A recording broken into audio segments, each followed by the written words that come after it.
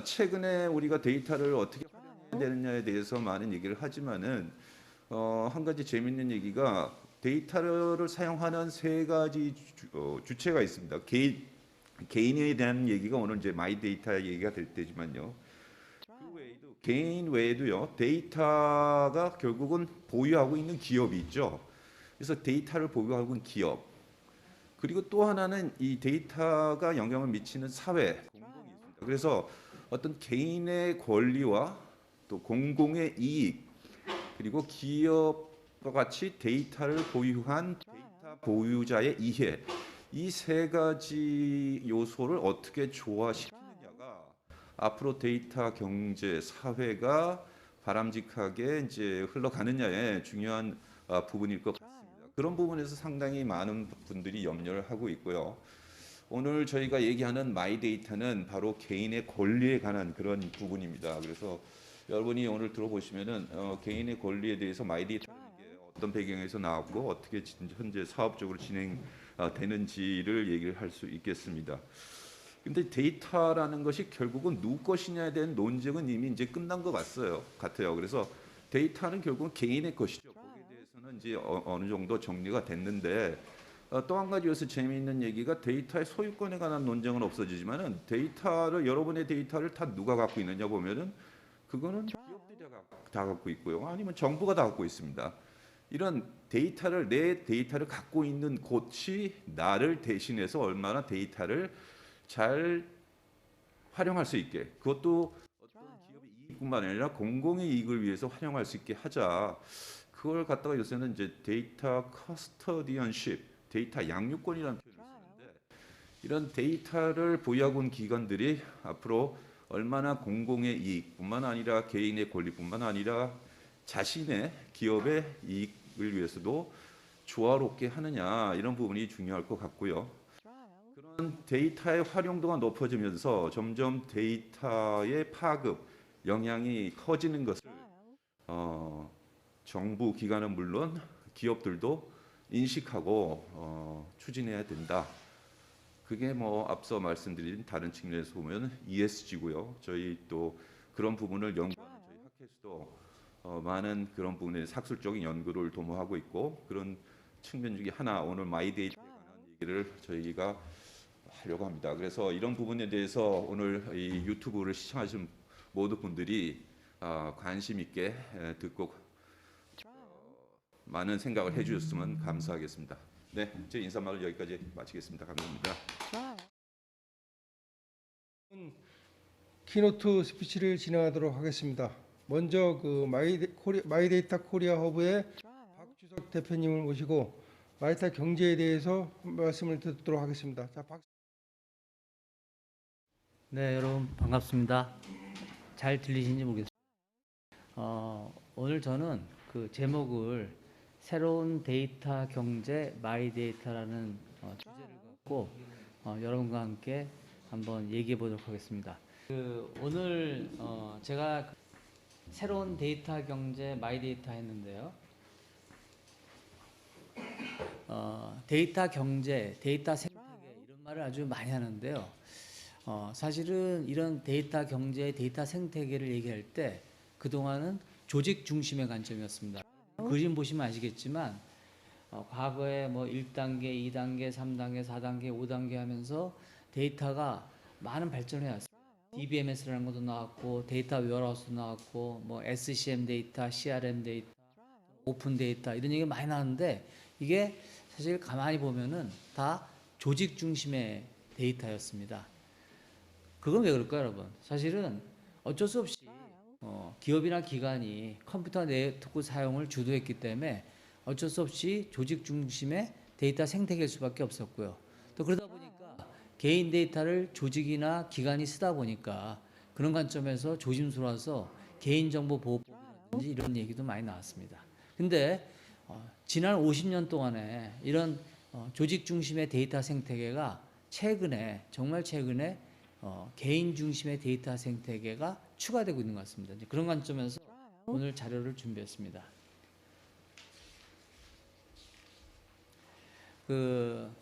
일단 다보스 포럼 얘기를 좀 하고 싶은데요. 다보스 포럼은 항상 그 연초에 그 시대에 그 연도에 가장 앞선 어떤 데이터의 죄송합니다. 앞선 사상을 얘기하고 있는데 아마 10년 전부터 이 다보스 포럼에서 이 개인 데이터에 대한 얘기를 많이 했습니다. 여기 보시면은 2011년부터 2014년도까지 나온 개인 데이터에 대한 보고서를 보시면요. 개인 데이터의 중요성을 많이 강조하고 있습니다. 특히 2013년도에 나온 자료를 보시면요. 거기 아마 그 유명한 그림인데 원이 그 세 개에 있는 그림이 있습니다. 그 세 개의 원을 통해서 퍼스널 데이터의 생태계를 보여주고 있습니다. 그래서 많은 사람들이 뭐라 하냐면 이제는 기업이나 기관이 갖고 있는 그런 개인의 데이터도 이제 개인이 스스로 쓸 수 있는 그런 데이터 생태계를 만들어야 된다. 그런 얘기를 많이 했고요. 그 다음에 또 보시면은 2017년부터 2020년까지 그런 데이터 생태가 실제로 어떻게 활성화되는지 또 얘기를 많이 하고 있습니다. 그래서 금융 데이터라든지 의료 데이터라든지 그 다음에 아이덴티티 매니지먼트라든지 이런 관점에서 또 얘기를 많이 하고 있습니다. 그래서 아마 제 생각에는 이제 본격적으로 개인의 데이터 생태계가 만들어지고 있지 않나 하는 생각이 들고요. 그런 관점에서 이 글로벌 마이데이터 현황을 먼저 보고 그 다음에 우리나라 현황을 보도록 하겠습니다. 일단 미국이랑 유럽이 좀 나눠서 볼 필요가 있는데요. 미국에서는 스마트 디스클로저 정책, 스마트 공시 정책이라는 이름으로 개인 데이터에 대한 생태계를 만들어가고 있었고요. 유럽은 일단 영국이 중심이 돼서 마이데이터, 거기서는 MI인데요. MIDATA인데 마이데이터 정책을 통해서 개인 데이터 생태계를 펼쳐나갔습니다. 그래서 미국 같은 경우에는 보시면은 스마트 디스클로저 정책의 하나의 아주 대표적인 사례죠, 여러분. 뭐 블루 버튼이라든지 그 다음에 그린 버튼이라든지 뭐 오렌지 버튼 이런 버튼 서비스를 통해서 이 개인의 데이터 생태계를 만들어 갔고요. 반면에 영국은 마이데이터 정책을 펼치면서 아주 뭐 마이덱스라는 회사도 나타났고요. 또 프랑스는 주로 이제 민간이 주도가 되면서 여러 벤처 기업들이 나타나고 특히 의료 정보 관점에서 데이터 생태계가 많이 됐고요. 저는 사실 핀란드 얘기를 하고 싶은데 핀란드는 영국이나 또는 프랑스랑 좀 달리 조금 관점이 달랐어요. 다시 말씀드리면은 어떤 마이데이터라는 이 그 개념을 하나의 사상으로 바꾸고 하나의 운동으로 바꾸고 싶었어요. 그런 관점에서 이 핀란드 얘기를 좀 더 하고 싶습니다. 2014년도에 (2013년도에) 마이데이터 이니셔티브라는 거를 통해서 마이데이터에 대한 얘기를 했고요. 그리고 이러한 관점이 사실은 유럽 전체로 퍼지면서 GDPR이라는 법안이 통과되고 그러면서 이 데이터 보호를 유럽 차원에서 하기 시작했고요. 그러면서 중요한 게 마이데이터 사상을 그 안에 넣어버렸습니다. 그리고 이러한 여러 가지 얘기가 되면서 핀란드가 중심이 돼서 마이데이터 글로벌이라는 글로벌 비영리 조직이 생겼습니다. 그런 관점에서 이 마이데이터 글로벌 이야기를 좀 해보도록 하겠습니다. 그 마이데이터 글로벌은 2018년에 설립되었어요. 그러니까 사실 생긴 지는 얼마 안 됐습니다. 근데 이 마이데이터 글로벌은 생긴 지 얼마 안 됐지만 이미 전 세계적인 조직이 됐어요. 그래서 지금 거의 모든 나라가 돼 있고 우리나라도 2019년에 마이데이터 코리아 허브라고 그 조직이 만들어졌습니다. 그래서 이 마이데이터 코리아 허브를 통해서 우리나라도 지금 마이데이터 사상을 많이 전파하고 있고요. 사실은 제가 마이데이터 코리아 허브의 대표가 돼서 그런 관점에서 마이데이터 글로벌 얘기를 더 하도록 하겠습니다.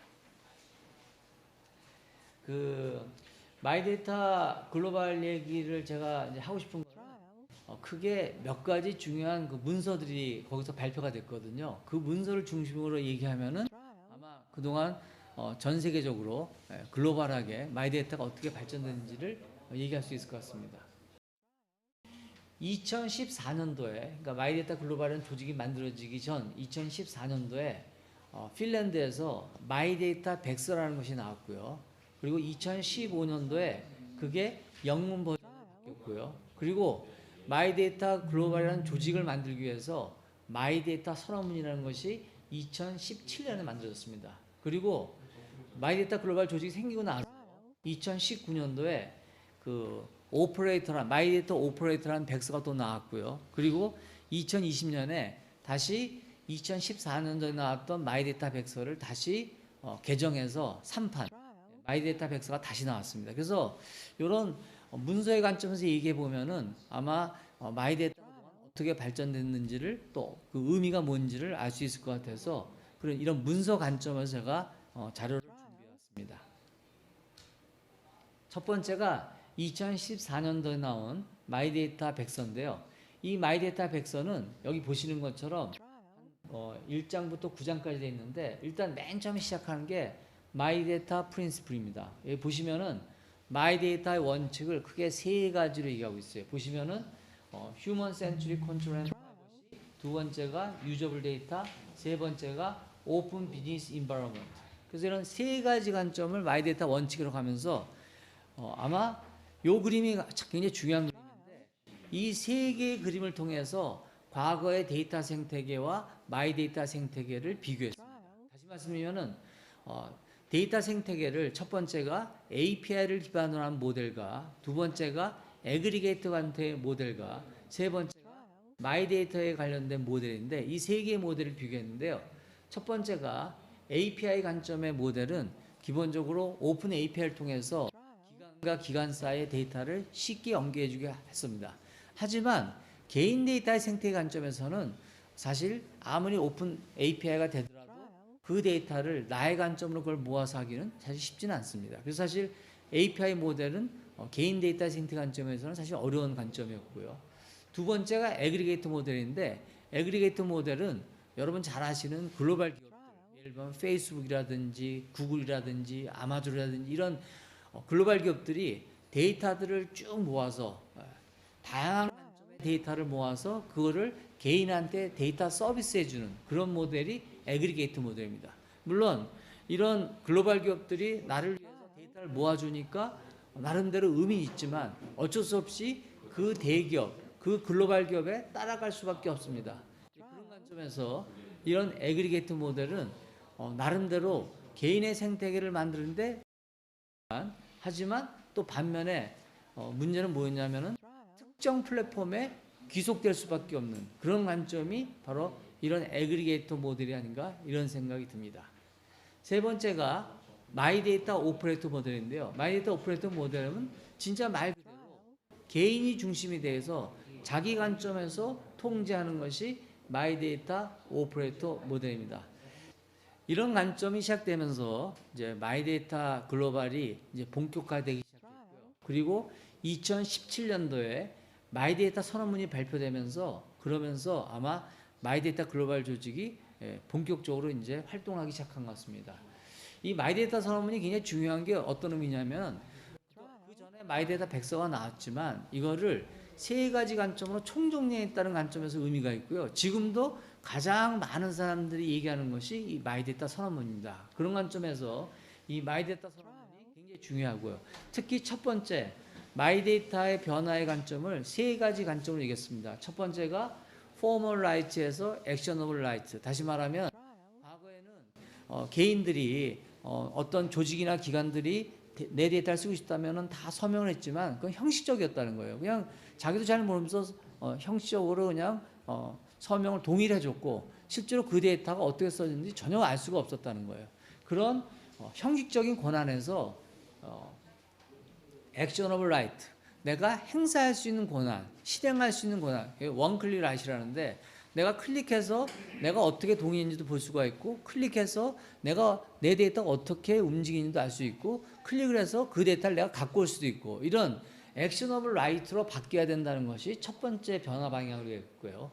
두 번째로는 데이터 프로텍션에서 데이터 인파워먼트, 단순히 데이터를 보호하는 관점이 아니라 이제는 그 데이터를 개인이 스스로 쓸 수 있게 그 개인의 권한을 강화하면서 그 권한을 위임받은 기관들이 쓸 수 있게 하는 이런 관점이 두 번째 변화 방향이라고 얘기했고요. 세 번째 변화 방향은 이 폐쇄적인 데이터 생태계. 여기 재밌는 게 여기서 폐쇄적인 데이터 생태계는 API뿐만 아니라 기존의 글로벌 기업들이 했던 그런 플랫폼 비즈니스도 폐쇄적인 데이터 생태로 가면서 진정한 의미의 데이터 생태계는 마이데이터 오퍼레이터 모델의 관점이 진정한 의미의 데이터 생태계라고 얘기했습니다. 그런 관점에서 여기서 얘기하는 게 중요한 게 마이데이터 생태계를 크게 네 가지 역할을 하겠습니다. person, 그다음 데이터 소스, 데이터 유증 서비스, 오퍼레이터. 그러면서 오퍼레이터가 개인을 대신해서 동의를 받아서 데이터의 이동을 해주는 그런 관점에 이 네 가지 역할을 하면서 이게 기본적으로 요새 얘기하는 마이데이터 생태계가 되었다는 생각이 듭니다. 그 다음에 이제 2019년도에 마이데이터 오퍼레이터 모델이 나왔는데요. 이거는 마이데이터 글로벌의 오퍼레이터라는 테마 조직에서 만든 백서인데요. 이 마이데이터 오퍼레이터 백서는 아까 앞에서 얘기했던 그 네 가지 역할, 그 중에서도 마이데이터 오퍼레이터가 가장 중요하거든요. 그래서 이 오퍼레이터 역할을 훨씬 더 자세하게 보여줬습니다. 이것이 나온 배경은 뭐냐면 처음에는 마이데이터 생태계를 크게 세 가지 역할로 했는데요. 네 가지 역할로 했는데 거기에 실제로 보니까 마이데이터 생태계는 오퍼레이터도 여러 개 나타날 수가 있고 이런 오퍼레이터를 관리하는 것이 굉장히 의미 있는 관점이 되었습니다. 그래서 이 마이데이터 오퍼레이터를 생태계를 훨씬 더 크게 해서 그러면서 이제 이런 마이데이터 아키텍처를 만들었습니다. 아이덴티티 매니지먼트, 퍼미션 매니지먼트, 서비스 매니지먼트, 그다음 밸류 익스체인지, 데이터 모델 매니지먼트, 퍼스널 데이터 트랜스포, 퍼스널 데이터 스토리지, 거버넌스 서포트, 로깅 어카운터블 이런 각각의 레이어를 만들었고 특히 그 중에서도 퍼미션 매니지먼트를 통해서 그 동의를 어떻게 관리할지를 보여주고 있습니다. 그리고 이제 죄송합니다. 이게 2018년도에 2판이 나오고요. 2020년도에 2013년도에 나왔던 그 버전을 다시 3판이 나왔어요. 그래서 완전히 개정해서 양도 굉장히 많게 나왔는데요. 최근에 저희가 이제 이 마이데이터 백서 이 3판을 지금 마이데이터 코리아부에서 번역하고 있습니다. 그래서 아마 5월 말까지는 아마 나올 거라고 생각하는데요. 여기서는 다시 한번 퍼스널 데이터와 non 퍼스널 데이터를 비교했고 데이터의 소유권의 관점을 얘기했고요. 사실 개인 데이터라는 것은 소유권의 관점은 없습니다. 사용권의 관점만 있고요. 이제 그런 관점에서 얘기를 했고 그 다음에 마이데이터의 어카운트 관점. 사실 다시 말하면 요새 분산 아이디 얘기하는데 그 분산 아이디와 연결된 마이데이터 어카운트의 관점을 또 강조했고 또 나온 다양한 사례들을 또 얘기하고 있습니다. 우리나라 얘기를 좀 하고 마무리를 해야 될 것 같은데요. 우리나라 정책을 보면요, 우리나라는 사실 전 세계적인 관점에서 보면은 많이 늦었습니다. 이미 전 세계적으로 보면은 2010년, 2011년, 2010년 이때부터 뭐 블루버튼 서비스 나오고 그 다음에 뭐 다보스 포럼에서 보고서 나오고 이랬는데 우리나라는 2017년부터 본격적으로 마이데이터 서비스를 얘기한 것 같아요. 그래서 일단 과학기술정보통신부에서 마이데이터 가이드라인을 만들고 시범 사업하고 2019년, 2020년, 2021년에 마이데이터 실증 사업을 통해서 새로운 비즈니스 모델을 자꾸만 만들려고 노력했습니다. 이거 상당히 의미 있는 관점인 것 같고요. 두 번째로는 금융위원회입니다. 사실 일반인들이 볼 때는 이 금융위원회 이 신용법 개정이 가장 마이데이터 관점에서 일반인들에 다가간 그런 정책인 것 같습니다. 신용정보법이 개정이 되고요. 그리고 이 금융위원회에서는 드디어 이제 마이데이터, 금융 마이데이터 사업자를 선정해서 이제 본격적인 금융 마이데이터 서비스, 사실 좀 더 정확하게 하면 신용정보에 대한 마이데이터 서비스를 지금 추진하고 있습니다. 올해 이제 시작을 하죠. 그리고 세 번째로는요, 행정안전부에서 그 많은 공공기관들이 갖고 있는 그런 공공기관이 갖고 있는 개인 데이터를 모아서 개인한테 서비스해주는 공공 마이데이터 포털을 지금 준비하고 있고요. 그래서 얼마 전에 민원법도 개정하고요. 그래서 아마 올해 본격적으로 이제 시작하려고 생각하고 있습니다. 또 하나 중요한 거는 보건복지부에서 올해 2월 달이죠. 마이 헬스웨이, 사실 마이 헬스웨이는 4차 산업혁명으로서 이제 일단 시작해서 마이 헬스웨이라는 포털을 준비하고 있고요. 사실 우리나라가 의료에 대한 데이터는 굉장히 철저하게 보호를 해서 활용이 잘 안 되고 있는데 이 마이 헬스웨이 포털의 관점에서 이제 본격적으로 개인이 자기의 의료 데이터를 활용할 수 있는 그런 시대가 이제 오지 않나 이런 생각이 들고요. 그 다음에 저희 쪽 얘기 좀 한다면 마이데이터 코리아 허브는 마이데이터 글로벌에서 2019년도에 승인을 받아서 우리나라에서 마이데이터 관심 있는 분들이 같이 모여서, 그러니까 조직이나 개인들이 모여서 협회를 만들었고요. 그리고 저희가 워킹그룹 6개를 만들어서 그 각 워킹그룹 6개의 연구를 하고 있습니다. 그리고 최근에는 마이데이터 글로벌 2020년에는 저희가 별도의 세션을 만들어서 글로벌하게 발표도 했었습니다. 여러분도 혹시 관심 있으시면은 마이데이터 코리아 허브에 회원으로 가입해 주셨으면 좋겠습니다. 정리해 보면요, 우리나라는 기본적으로 2020년에 데이터 3법이 개정되면서 특히 그 중에서도 신용정법이 개정이 되면서 본격적인 마이데이터를 이제 활용하기 시작했고요. 그런 관점에서 2020년이 마이데이터 원년이 아닌가 이런 생각을 많이 갖고 있습니다. 일단 금융위원회에 관련 관점이 가장 얘기가 많이 되고 있기 때문에 금융위원회에서 하고 있는 신용정보 마이데이터 사업에 대해서 얘기한다면 신용정보 개정 전에는 사실은 각 벤처기업들이 핀텍 기업들이 중심에 대해서 신용 데이터를 나름대로 모아서 스크래핑 기술을 이용해서 했는데 이제 신용법 개정 후에는 API를 통해서 이제 어떤 제도하에서 이제 개인의 동의를 받은 그 기관이 개인 데이터를 모을 수 있는 그런 관점이 된 것 같습니다. 더 나아가서 전자구금병이 발전이 되면은 아마 많은 사람들이 지급지시 서비스업, 종합지급결제업 이런 것들이 더 나오면은 아마 지금과 다른 훨씬 더 새로운 관점의 금융 마이데이터 생태가 나올 거라고 얘기를 하고 있고요. 이런 관점에서 많은 사람들이 지금 얘기하고 있는 것이 크게 세 가지 그룹, 기존의 전통 금융기관, 그 다음에 네이버나 카카오의 빅텍 플랫폼, 그 다음에 기존의 핀텍 플랫폼, 토스라든지 뱅크샐러드라는 이런 핀텍 플랫폼, 이런 세 가지 관점이 결국 개인의 관점에서 어떤 식으로 정리가 될지가 앞으로 굉장히 의미가 있지 않나 이런 얘기를 하고 있습니다. 근데 우리나라의 마이데이터 제도를 보면요, GDPR과 한번 비교해 볼 필요가 있습니다. 유럽에서 만든 GDPR과. GDPR은 유럽의 각 국가가 했던 데이터 보호를 전체로 묶으면서 유럽 강전의 데이터 경제를 만들겠다는 관점에 나왔던 것이 GDPR입니다. 그리고 그 GDPR은 기본적으로 데이터 보호를 엄격하게 강화하는 관점입니다. 그러면서 거기에 개인의 데이터의 주권을 강조하면서 마이데이터 사상이 들어가고 그래서 데이터 이동권이 그 GDPR 안에 들어갔습니다. 하지만 마이데이터 사상이 다 들어간 건 아니에요. 그게 지금 현재 유럽의 상황이고요.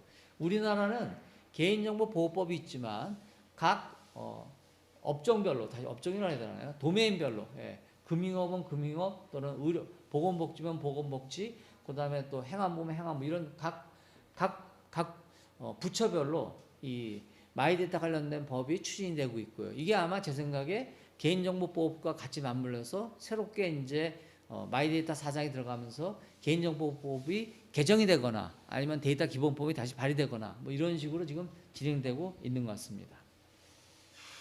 제가 이렇게 해서 전 세계 관점에서의 마이데이터와 그 다음에 우리나라의 관점에서의 마이데이터를 비교해서 말씀드렸는데요.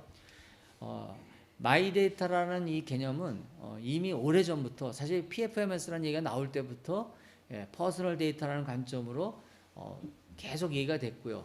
하지만 본격적으로 얘기되기 시작한 거는 팀 버너스리라든지 이런 원래는 이제 인터넷의 아버지라 불리는 그 팀 버너스리 이런 사람들이 오픈 데이터 얘기를 하고 마이데이터 얘기하고 하면서 많은 영향을 줬고요. 그 다음에 또 다보스 포럼 같은 그런 전 세계의 사상을 이끄는 쪽에서 또 얘기를 해주면서 이 마이데이터가 되면서 결국은 오랜 기간 동안을 거쳐서 결국 얘기가 됐고 그것이 최근에 이제 되는 거고요. 우리나라를 보면은 우리나라는 사실 좀 늦게 시작했어요. 한 2017년부터 본격적으로 마이데이터 얘기를 했는데 그럼에도 불구하고 데이터 이동권의 관점에서는 우리나라가 상당히 앞서서 가고 있습니다. 그런 관점에서 우리나라도 지금 글로벌 수준에 도달했다고 하고 있고 그래서 앞으로 많은 사람들이 어떻게 얘기하냐면 그동안 조직 중심의 데이터 생태계로 50년 동안 발전되어 왔는데 이제 마이데이터라는 개념으로 이제 개인 데이터 생태계가 나오고 이런 개인 데이터 생태계가 조직 데이터 생태계가 제대로 합쳐지면 진정한 의미의 활성화된 데이터 생태계가 되지 않을까 이런 얘기를 많이 합니다. 네, 저는 오늘 여기까지 말씀드리겠습니다. 감사합니다.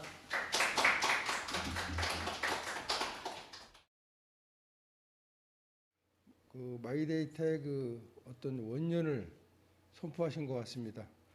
자, 다음은 그 신한카드의 그 장지영 상무님을 모시고 그 마이데이터 비즈니스 성공 전략에 대해서 강의를 듣도록 하겠습니다. 박수로 맞이해 주시면 감사하겠습니다.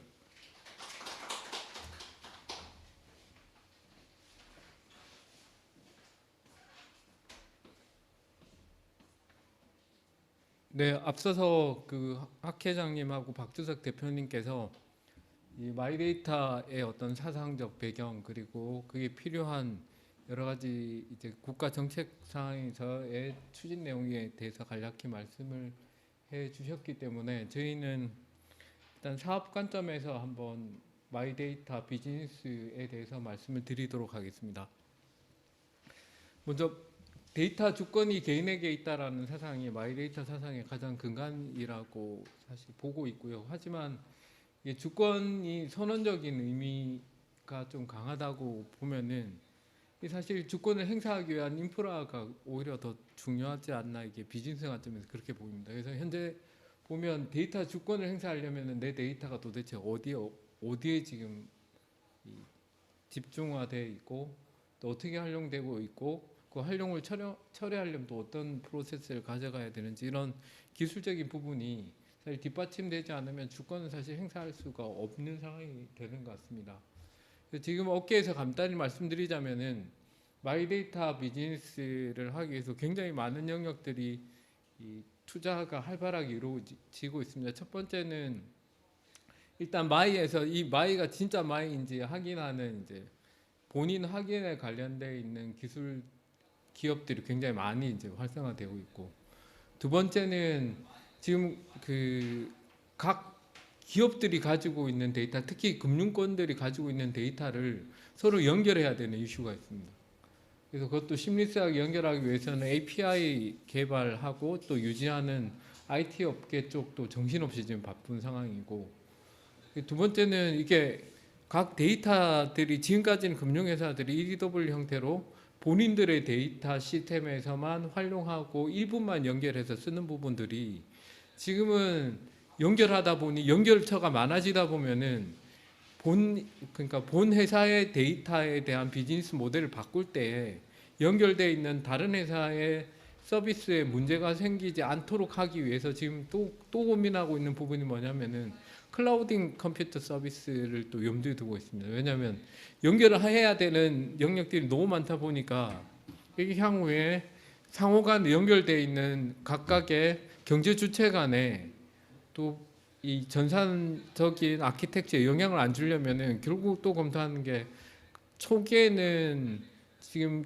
내부 데이터 웨어하우스에 마이데이터 서비스를 구현하고 있지만 연결량이 계속 늘어가고 있어서 지금 저희 회사도 결국 클라우딩 컴퓨터 서비스를 이용해서 데이터를 모으는 방향으로 다시 검토를 하고 있습니다. 그래서 지금은 이 마이데이터라는 어떤 사상적 개념이 도입되면서 굉장히 많은 기술적인 발전 그리고 인프라적인 확대, 이런 부분들이 굉장히 많은 투자가 이루어지고 있는 것 같습니다. 향후에 마이데이터로 촉발된 이제 데이터 산업들이 이 전체 이 사업의 생태계를 완전히 바꿔놓고 있는 상황이 아닌가 싶습니다.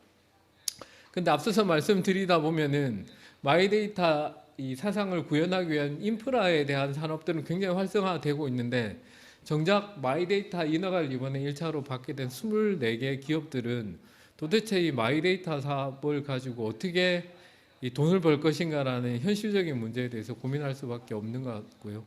그래서 지금 현재 나타나고 있는 동향을 보면은 마이데이터 인허가를 받은 산업계를 보면 크게 세 가지로 나눠질 수 있습니다. 첫 번째는 레거시 금융사들이고, 두 번째는 기존의 이제 핀테크, 마이데이터 서비스를 기반으로 했던 이제 핀테크, 그리고 빅테크사들, 그리고 이 일부 이제 중소형 핀테크하고 금융사들이 참여하고 있는데, 지금 방향성은 어떻게 잡고 있냐면은 본인들이 하고 있는 기본의 본업과 연관된 서비스를 1차적으로 제공하는 것을 목표로 하고 있는 것 같습니다. 예를 들자면은 네이버 같은 경우에는 네이버 쇼핑이 가장 주력 사업이기 때문에 그 개인 사업자들의 이 금융 서비스하고 이 컨텐츠를 연관되는 방향으로 가고 있고, 그리고 은행 같은 경우에는 자산관리 서비스 쪽으로 가고 있고, 그 오늘 발표할 이제 카드사들 같은 경우에는 카드사는 원래 플랫폼 성격이 굉장히 강합니다. 왜냐하면 고객하고 가맹점을 연결하는 부분이 있어서, 그래서 고객과 가맹점의 연결 포인트를 이 개인의 데이터를 분석해서 가맹점들이 이 마케팅을 할 수 있도록 플랫폼을 구성하는 부분으로 포커싱을 하고 있고요. 그 외에 이 다양한 이제 서비스들이 이제 어떻게 나타날지는 사실 저희들도 예측할 수 없지만, 결국 초기에는 본업과 연관되어 있는 서비스를 제공하기 시작해서 향후에는 굉장히 혁신적인 서비스들도 계속 확장되지 않을까 이렇게 예측을 하고 있습니다. 그래서 카드사 부분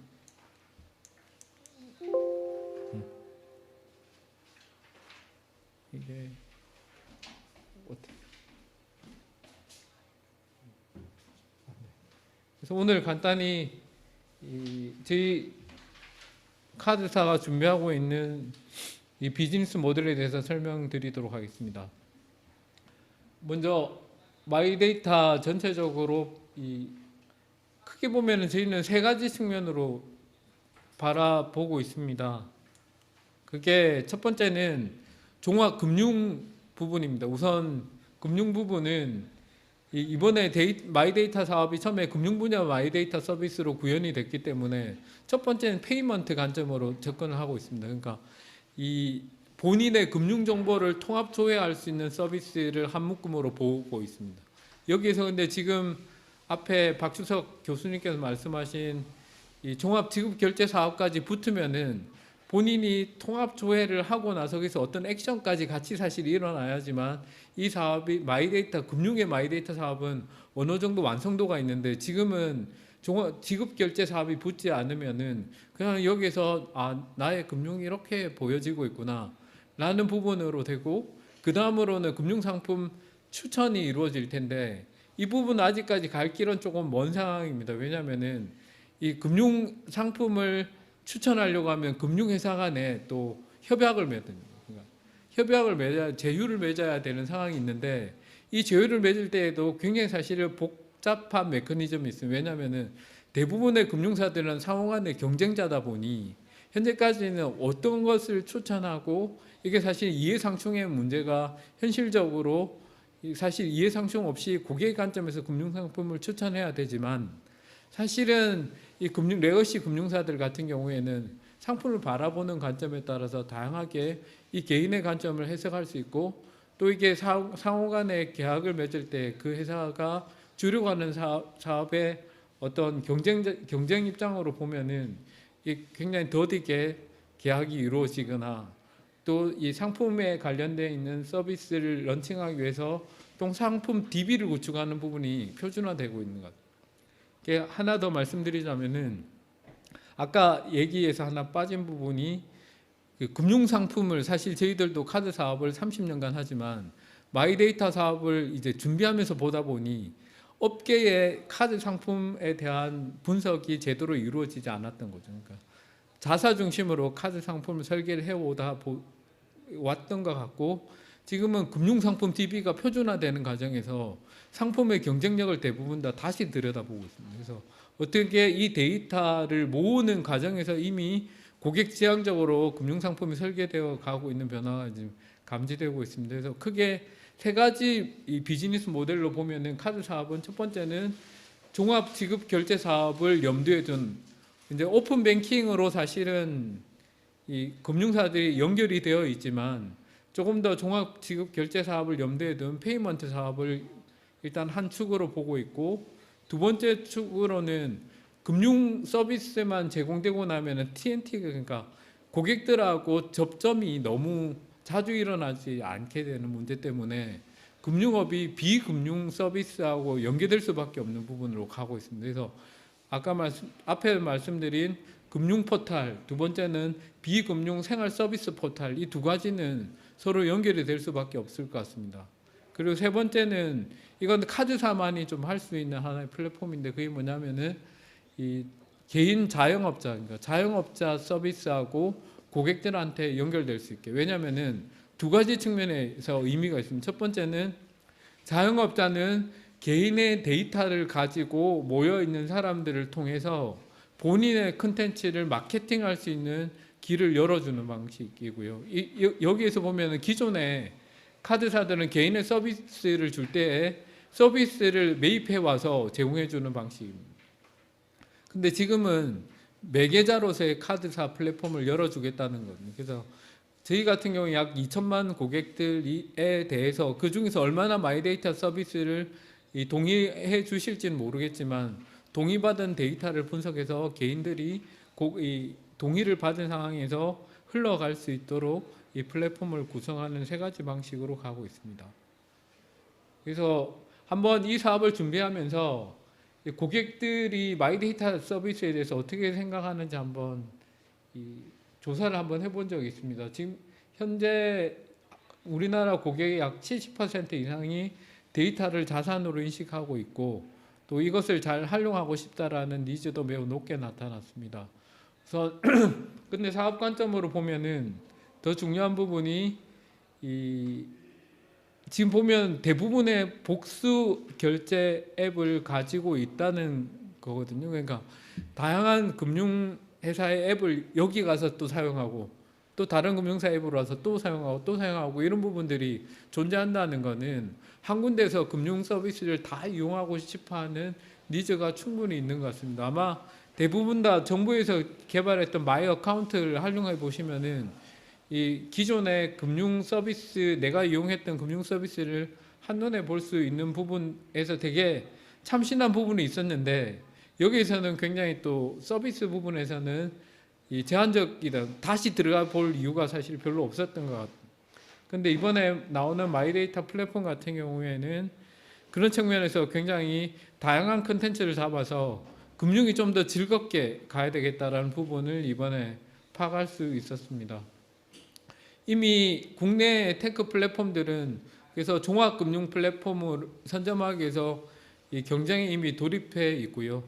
토스와 뱅크샐러드와 같은 기존 핀테크 업체들은 이 송금과 계좌이체 그러니까 계좌이체 서비스를 기반으로 하는 토스 그리고 자산을 한눈에 볼 수 있도록 실질적으로 우리나라에서 마이데이터 사업을 비즈니스화한 최초의 회사인 거죠. 뱅크샐러드 그리고 이 카카오페이, 네이버페이와 같은 페이 기반으로 하는 이제 빅테크사들 플랫폼 그리고 레거시 산업의 플랫폼 이렇게 해서 크게 보면 세 가지 영역에서 이미 종합 플랫폼 사업을 선점하기 위해서 굉장히 많은 비즈니스가 이루어지고 있고 이게 마이데이터 플랫폼의 등장과 동시에 이 사업의 영역들이 공동 영역에서 서로 경쟁을 하게 되는 이제 금융 상황인 것 같습니다.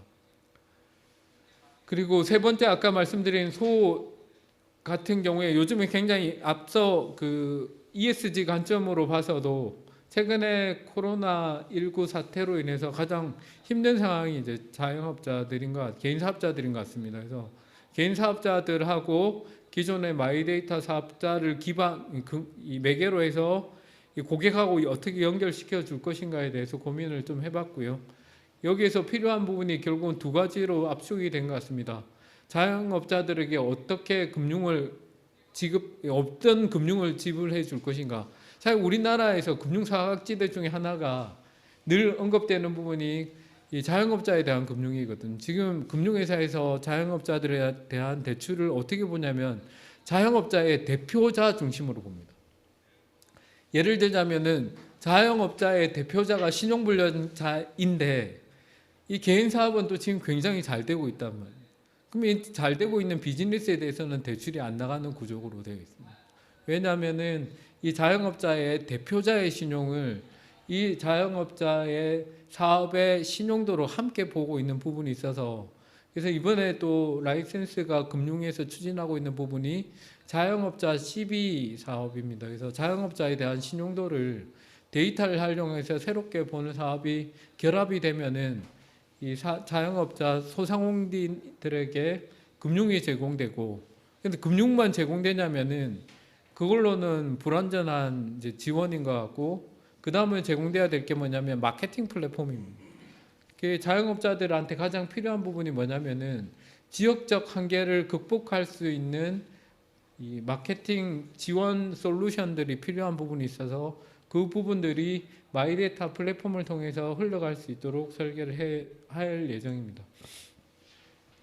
그래서 이 큰 축으로 보면은 이 앞서 말씀드린 이 금융을 기반으로 하는 금융 플랫폼, 그다음 생활 플랫폼, 그리고 자영업자와 고객을 이어주는 플랫폼, 이 세 가지 플랫폼을 신한카드는 동시에 오픈하고 연결할 준비를 지금 하고 있고 8월 4일에 런칭하기 위해서 굉장히 숨가쁘게 지금 서비스를 준비하고 있습니다.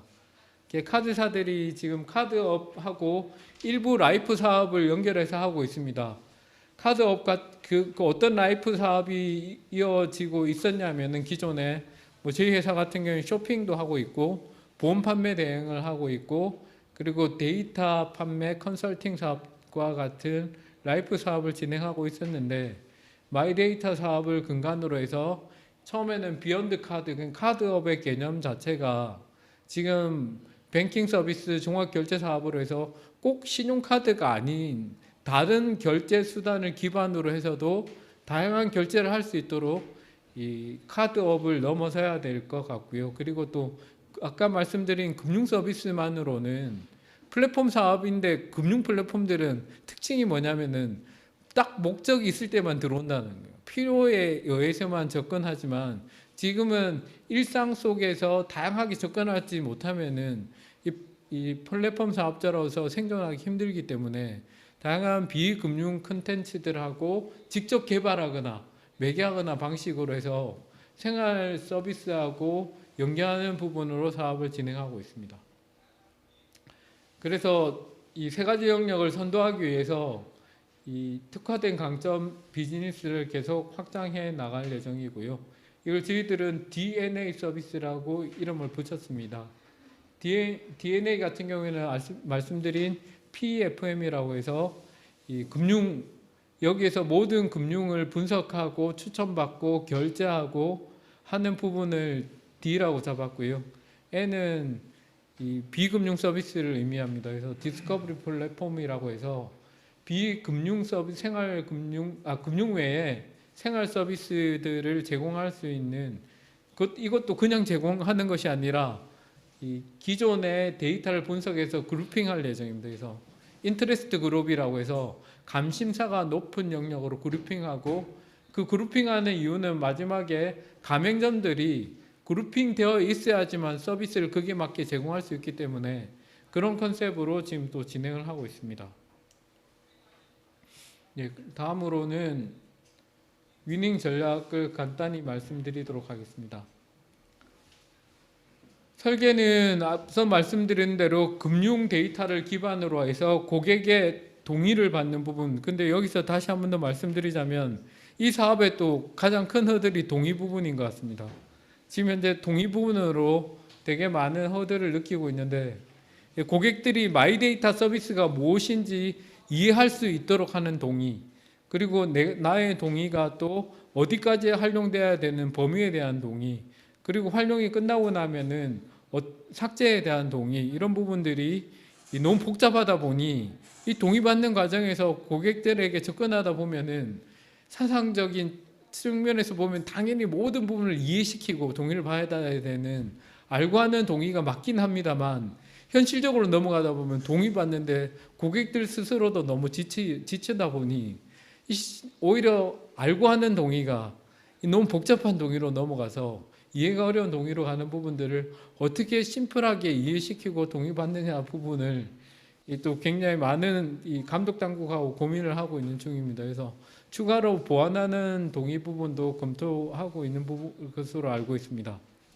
그래서 이 D는 아까 말씀드린 대로 금융 서비스를 한 군데서 보고 거기서 또 다른 이제 산업이 활성화되고 있는 부분이 뭐냐면은 알고리즘 개발이 부분이거든요.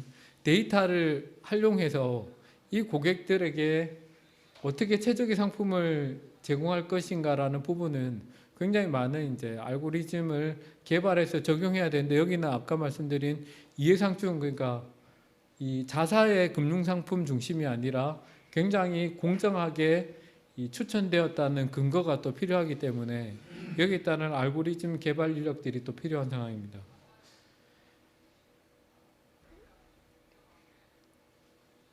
그리고 이 모여져 있는 부분에서 라이프 기반으로 한 금융 서비스를 제공하는 영역은 지금 중국이 굉장히 많이 이제 활성화되고 있는데, 한국도 보맥과 같은 특정 금융 상품을 추천하는 비즈니스 모델을 한 핀테크 업체들이 많이 등장하고 있어서 여기에 관련되어 있는 이제 업체들하고 연계해서 여기에 대한 이 서비스도 무리 없이 제공하기 위해서 준비를 하고 있습니다. 예. 궁극적으로 지금 이제 비즈니스 모델을 설계하면서 이 마이데이터 사업이 공공에서 주도하지 않고 사실 민간에서 주도하게 된 이유는 아마 딱 하나인 것 같습니다. 보다 나은 서비스들을 계속 업데이트해서 이 경쟁력 있는 서비스로 나아가기 위한 이 산업계의 경쟁을 유도하는 부분인 것 같습니다. 그래서 결국은 이 기업으로 보면은 이 사업이 수익화를 이루어야지만 계속 이 사업에 투자를 할 수 있게 되고, 이 사업에 대한 투자는 결국 개인의 데이터 주권을 효율적으로 행사할 수 있는 인프라가 계속 업그레이드 된다는 의미인 것 같고요. 또 여기에 관련되어 있는 산업들이 계속 또 발전해 나가야지만 이 개인의 권리를 보다 사실은 굉장히 트렌디하게, 유니크하고 트렌디하게 보호할 수 있는 부분인 것 같습니다. 그래서 당장은 수익화 모델을 사실은 나올 수 있을지에 대한 부분은 아직은 불확실한 상황인 것 같고, 이 인프라를 잘 구축해서 마이데이터 사업의 수익화가 곧 개인의 권리를 보장하고 확대해 나가는 부분으로 재투자될 수 있도록 잘 준비해 나가도록 하겠습니다. 이상 발표를 마치겠습니다. 감사합니다. 자, 지금부터 한국 빅데이터 학회 춘계 학술 행사의 오전 섹션 발표를 시작하도록 하겠습니다. 먼저 첫 번째 섹션 발표의 자장을 맡아주실 아주대 강주영 교수님을 모시겠습니다. 박수로 맞이해 주시면 감사하겠습니다. 오전 세션에는 총 4편의 논문이 발표될 예정입니다. 자, 그러면 첫 번째 세션, 환자의 주관적 증상과 진료 과목 내 주요 질환의 객관적 징후 텍스트에 대한 비교 분석 및 진료 과목 분류 모델 구축 발표 부탁드리겠습니다.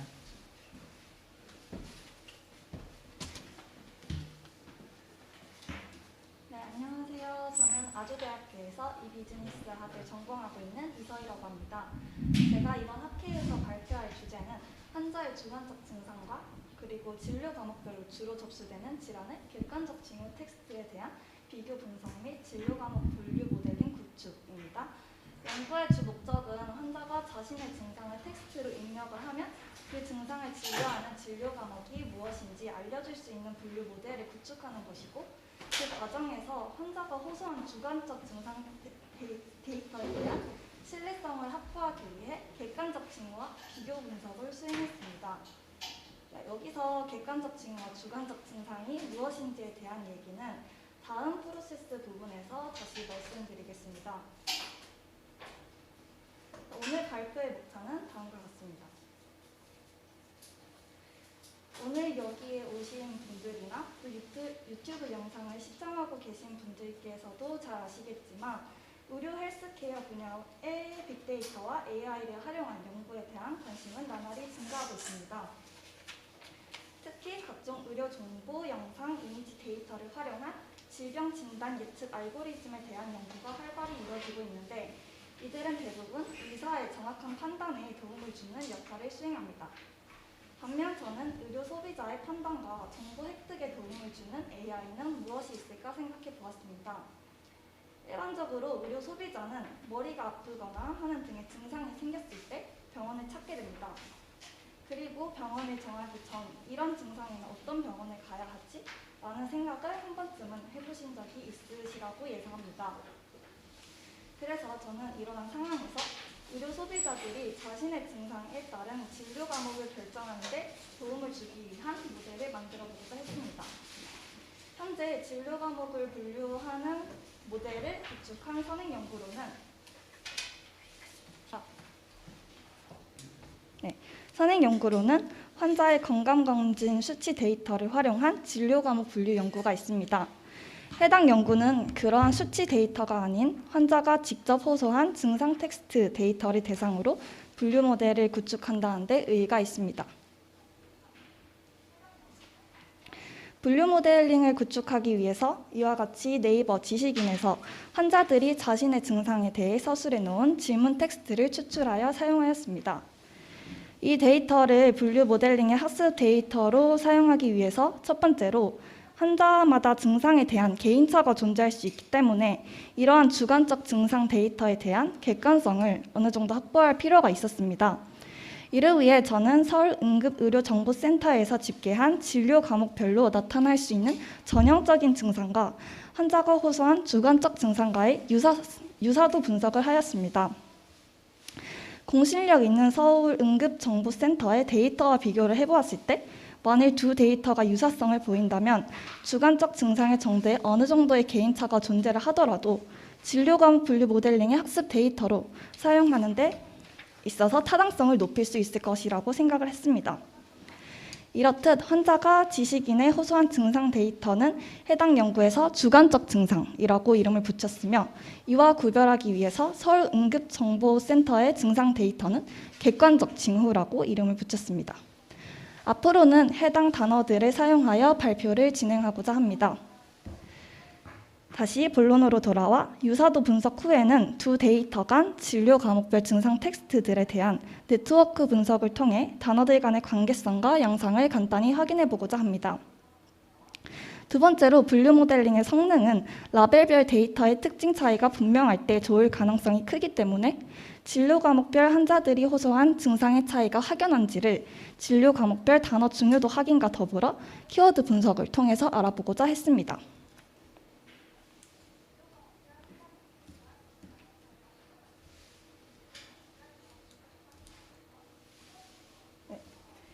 프로세스는 크게 세 부분으로 텍스트 데이터 두 종을 크롤링을 통해서 수집을 하였고 그 두 데이터 간의 유사성과 네트워크 분석을 통해서 지식인 데이터의 주관적 증상에 대한 그런 타당성을 확보하고자 했고 그 타당성을 확보한 데이터를 가지고 분류 모델링을 구축하고자 했습니다.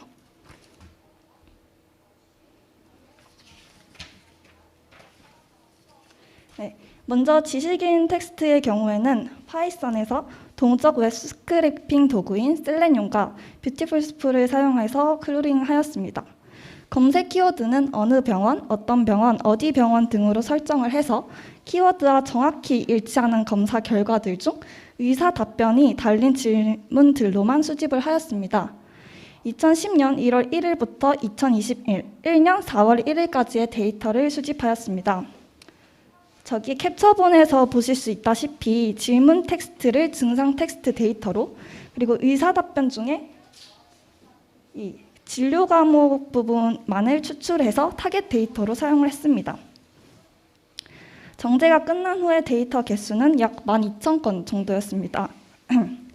두 번째로 비교 분석 대상으로 사용할 1339 상담 자료집은 PDF 형태였기 때문에 PDF 크롤링을 도와주는 티카 패키지를 활용해서 마찬가지로 증상 부분을 증상 텍스트 데이터로 진료 과목 카테고리를 타겟 데이터로 생성을 하였고 해당 데이터는 약 5,000건 정도 집계됩니다.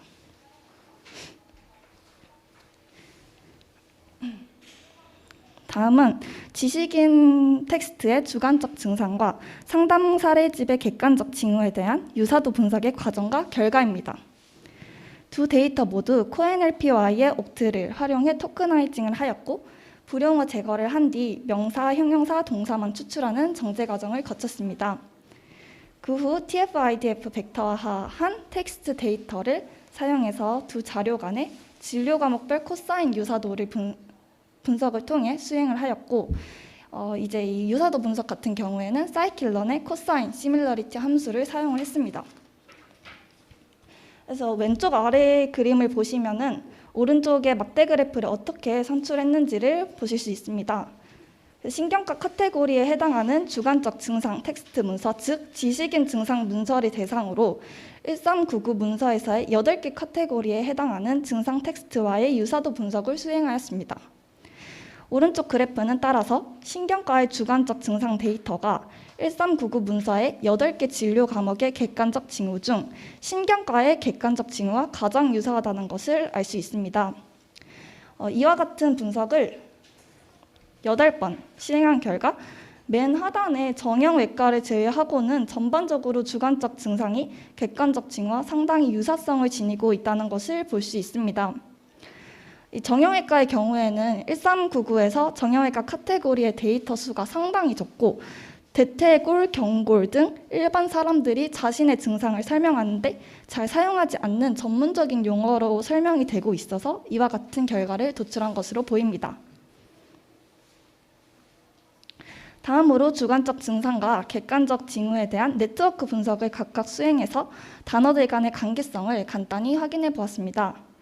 네트워크 분석은 연관 분석 패키지인 어프라이어리 패키지를 통해서 연관 분석한 단어들을 대상으로 네트워크 그래프를 그렸습니다. 이 그래프를 보시면은 색깔과 크기가 다른 것을 보실 수 있는데 이는 각 단어가 다른 단어들과 상대적으로 많은 연결을 가지고 있을수록 즉 상대적 중요도가 더 높을수록 진하고 크게 그려지도록 설정했습니다. 대표적으로 4개의 그래프만 가져왔는데 초록색 그래프인 주관적 증상의 경우 환자가 겪는 증상이 주로 동사 키워드 위주로 중심 단어가 형성되어 있는 것을 보실 수 있는 반면에 빨간색 그래프인 객관적 징후에서는 동사보다는 좀 더 압축된 명사로 중심 단어가 구성되어 있는 것을 볼 수 있었습니다. 결론적으로 진료 과목의 주관적 증상과 객관적 징후 간 중심 단어와 그런 증상의 표현법에는 차이가 있었지만 결과적으로 주관적 증상과 객관적 징후에서 내용적인 유사도를 확인할 수 있었기 때문에 주관적 증상을 분류 모델링의 학습 데이터로 사용하기 위한 타당성을 갖출 수 있었다고 생각을 합니다. 네, 두 번째로 지식인 증상 텍스트 키워드 분석을 통해 진료 과목별로 증상 내용에 차이가 있는지에 대해 알아보았습니다. 진료 과목별 TF-IDF 단어의 가중치 순으로 상위 20개를 나열해 보았을 때 각 진료과별로 머리, 자다 등 겹치는 단어가 몇몇 보이지만 외과는 피부에 무언가가 만져질 때, 비뇨기과는 주로 방광, 소변과 관련된 증상을 보일 때와 같이 대체적으로 단어들이 각 진료 과목을 특징적으로 잘 설명을 해주고 있다는 것을 볼 수 있습니다. 네. 다음으로 고빈도 단어 순으로 나열한 비뇨기과의 키워드 그래프입니다. TF-IDF 중요도의 순위와 차이는 조금씩 보이지만 대체적으로는 TF-IDF 중요도 순의 단어 순위와 비슷한 양상을 보입니다.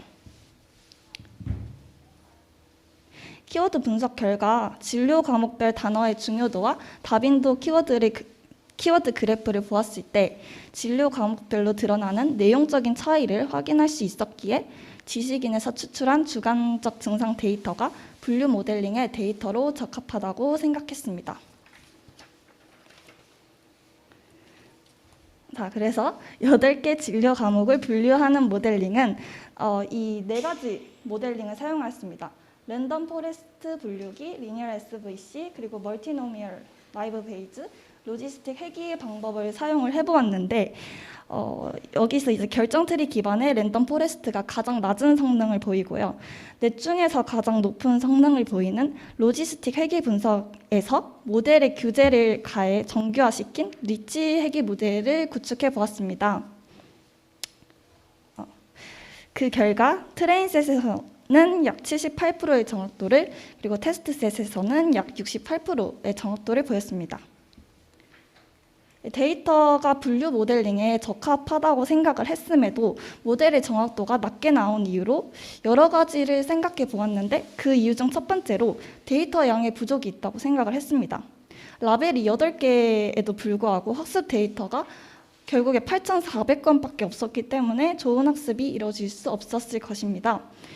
그래서 2021년 4월 5일 데이터 이후의 데이터를 추가 크롤링해서 학습을 다시 시켜보고자 합니다. 두 번째로는 라벨에 따라서 데이터 양의 최대 10배가량의 차이를 보이는 등 데이터 불균형 문제가 심각했습니다.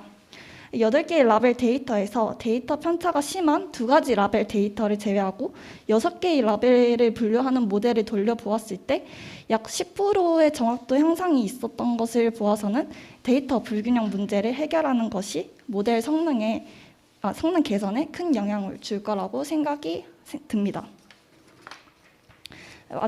마지막으로는 5개 모델 외 다른 분류 모델링 기법을 시도하고 그리드 서치를 통해서 최적의 파라미터를 모색해 보고자 합니다.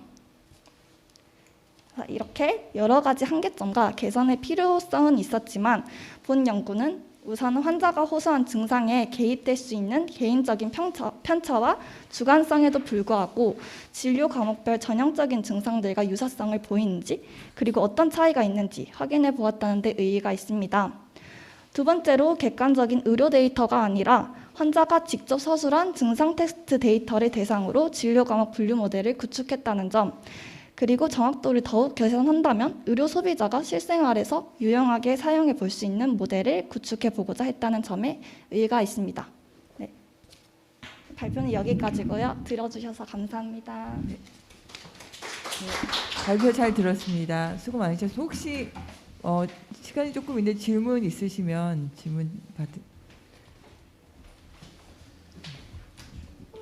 특별히 없으시면 네. 네, 감사합니다. 다음 발표로 넘어가겠습니다. 다음은 AI 기반 치매 조기 진단 방법론에 관한 연구로 동의대학교 정석찬 교수님, 오성훈 전영주 연구원님 팀입니다.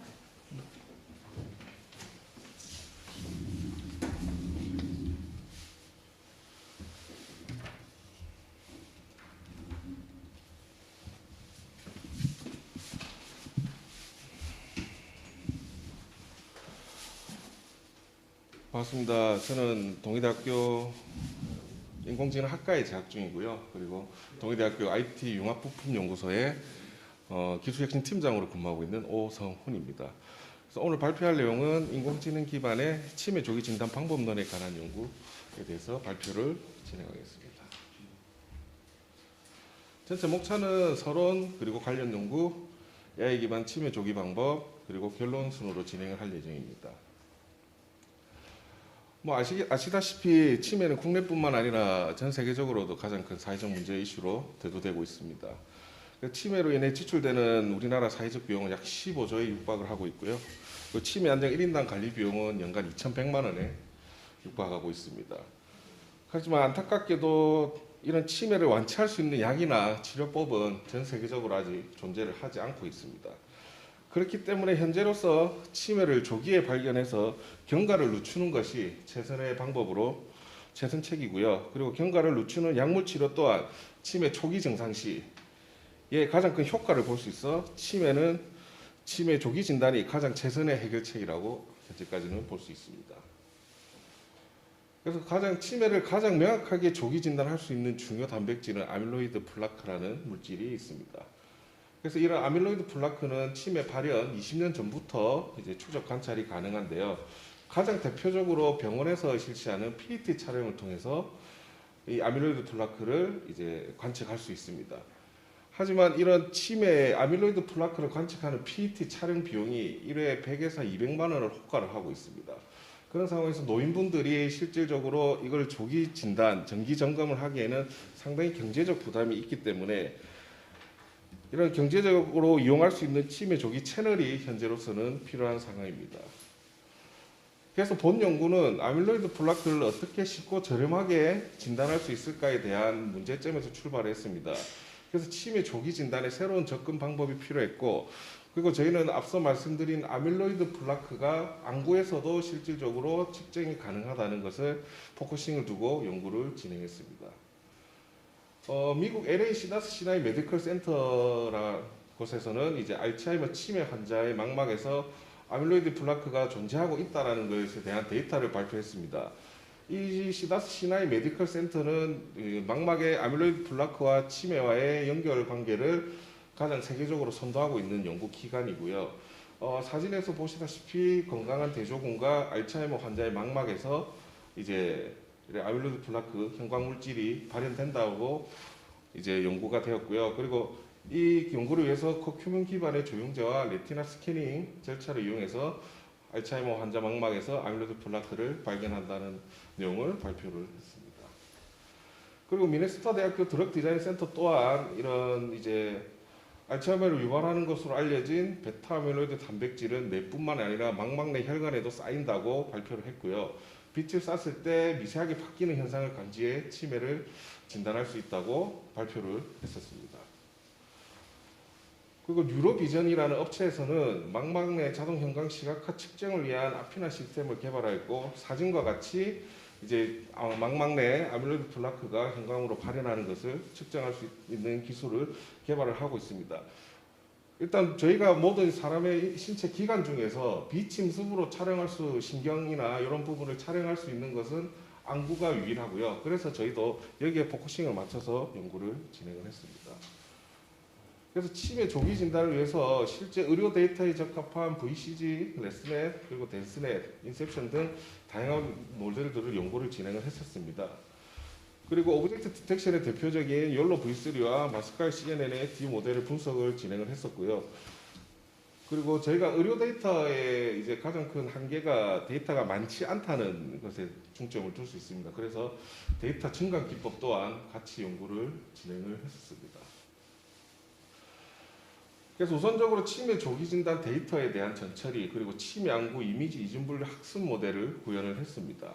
망막 이미지의 레이블 전처리 및 CNN을 이용한 치매 여부 이중 분류 학습을 진행을 했었고요. 그리고 CNN은 아래 그림과 같이 합성곡 계층과 폴링 계층으로 하는 새로운 층의 풀리 커넥티드 계층 이전에 추가함으로써 원본 이미지 필터링 기법을 적용한 뒤에 필터링 이미지에 대해 분류 연산이 수행되도록 구성을 진행을 했습니다. 그 다음으로 이제 치매 망막 이미지 전처리 부분을 보시면 안구 이미지 분류 파일을 매칭하여 이중 분류 학습을 위한 전처리를 진행을 했었습니다. 학습할 안구 이미지 파일명과 그리고 안구 이미지 레이블된 파일을 매칭하여 무증상과 증상을 분리하는 학습 데이터로 저장을 진행을 했었고요. 아래 보시는 것은 레이블 정의와 그리고 레이블 파일의 매칭 결과를 보실 수 있습니다. 보시다시피 본 그림은 이미지 분류 방법에 대한 다이어그램입니다. 일단 치매 환자 망막 데이터를 분석을 해서 망막 내 아밀로이드 플라크에 있는 여부를 기준으로 해서 치매가 있다 없다라고 이중 분류를 학습하는 것이고요. CNN 알고리즘을 활용하여 지도 학습을 통한 이중 분류 학습 모델링을 수행을 했었습니다. 다음으로 이미지 증강입니다. 안구 이미지를 5개의 클래스로 나누어서 각각 클래스 이미지를 이미지 제너레이션을 통해 증강 처리를 진행을 했었습니다. 이미지 전처리 및 베이직 CNN을 통한 이미지 학습을 진행을 했었고요.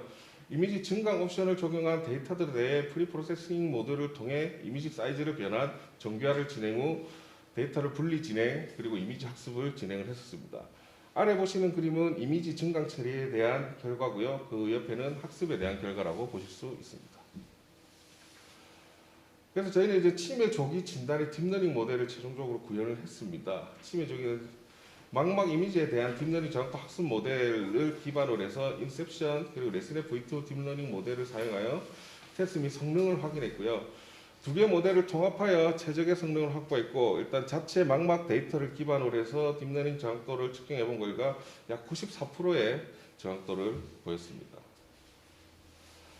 다음으로 저희가 딥러닝 알고리즘 검증을 진행했습니다. 딥러닝 정확도는 30회 정도를 이제 돌려서 93.37%, 약 94%의 정확도를 확보했고요.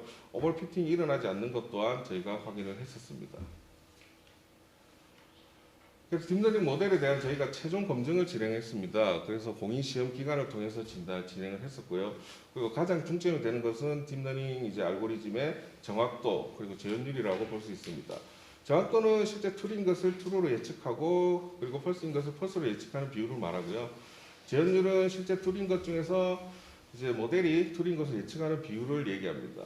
실질적으로 테스트는 반복 시험을 통해서 진행을 했었고요. 그래서 일단 정확도는 두 항목 다 이제 100% 일치하는 것으로 일단 나타났습니다. 그래서 본 논문에서는 저희가 알츠하이머 치매 환자 망막 내 아밀로이드 플라크 검출에 대한 이론을 바탕으로 치매 환자의 망막 데이터 인공지능 기술을 적용해서 망막 내 생성된 베타 아밀로이드를 측정하고 분석하여 치매를 조기 진단할 수 있는 방법을 제시하고 검증을 진행을 했었습니다.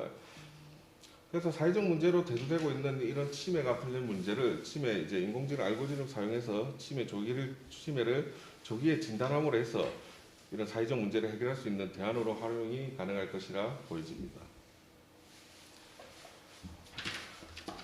그러니까 현재 본 연구는 1차 년도를 진행을 했었고요. 이제 현재 2차 년도에 접어들게 됩니다. 2차 년도에는 사진과 같이 실제 의료기관과 연계해서 치매 환자의 임상 데이터를 확보하고 분석해서 시스템의 실효성과 신뢰성을 확보해 주력을 하려고 합니다. 특히나 의학 관련 분야 같은 경우는 R&D에 있어서는 상당히 매력적인 모델이라고 할 수 있지만 사업화 부분에 있어서는 조금 한계가 있습니다. 그 이유가 이제 취약증 인증이나 뭐 허가도 받아야 되고요. 그런 상황이 되면 대부분 기술 개발하고 상용화까지는 대충 3년, 4년 정도의 기간이 걸리는데 현재 저희는 1년 차인데 앞으로 더 앞으로 더 연구를 해야 될 부분들이 더 많다고 판단이 되어집니다. 그래서 저희가 끝까지 지구력을 잃지 않고 꼭 이 모델이 상용화돼서 사회적 문제로 대두되고 있는 치매를 조금이나마 문제를 해소할 수 있는 그런 방안이 되도록 연구에 노력을 다하겠습니다. 감사합니다. 네, 정말 좋은 발표, 의미 있는 연구 잘 들었습니다. 혹시 뭐 궁금하신 사항 있으시면 질문. 네, 여기 질문 있어요. 네.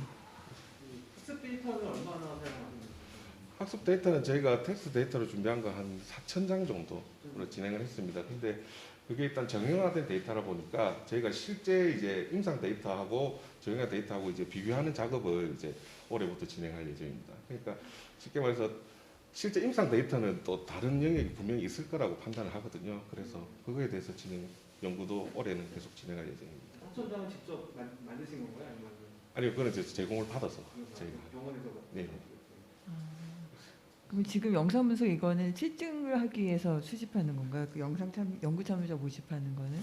영상 분석 연구 참여자 모집하는 거는 네네. 실증을 위해서 좀. 뭐 실증인 부분도 있고요. 네. 실질적으로 저희가 상용화를 위해서는 그런 임상적 데이터가 필요하기 때문에 그 네. 단계에서 지금 진행을 하고 있습니다. 알겠습니다. 그래서 현재 지금 부산 인제대학교 병원하고 지금 같이 연계를 해서 하고 있습니다.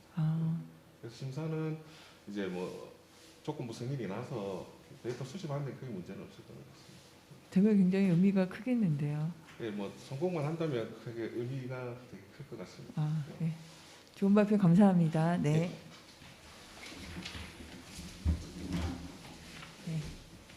다음은 세 번째 발표입니다. 개방형 챗봇 마켓플레이스를 위한 정보 모델의 발전 방향. 가천대학교 이강민 교수님께서 발표해 주시겠습니다.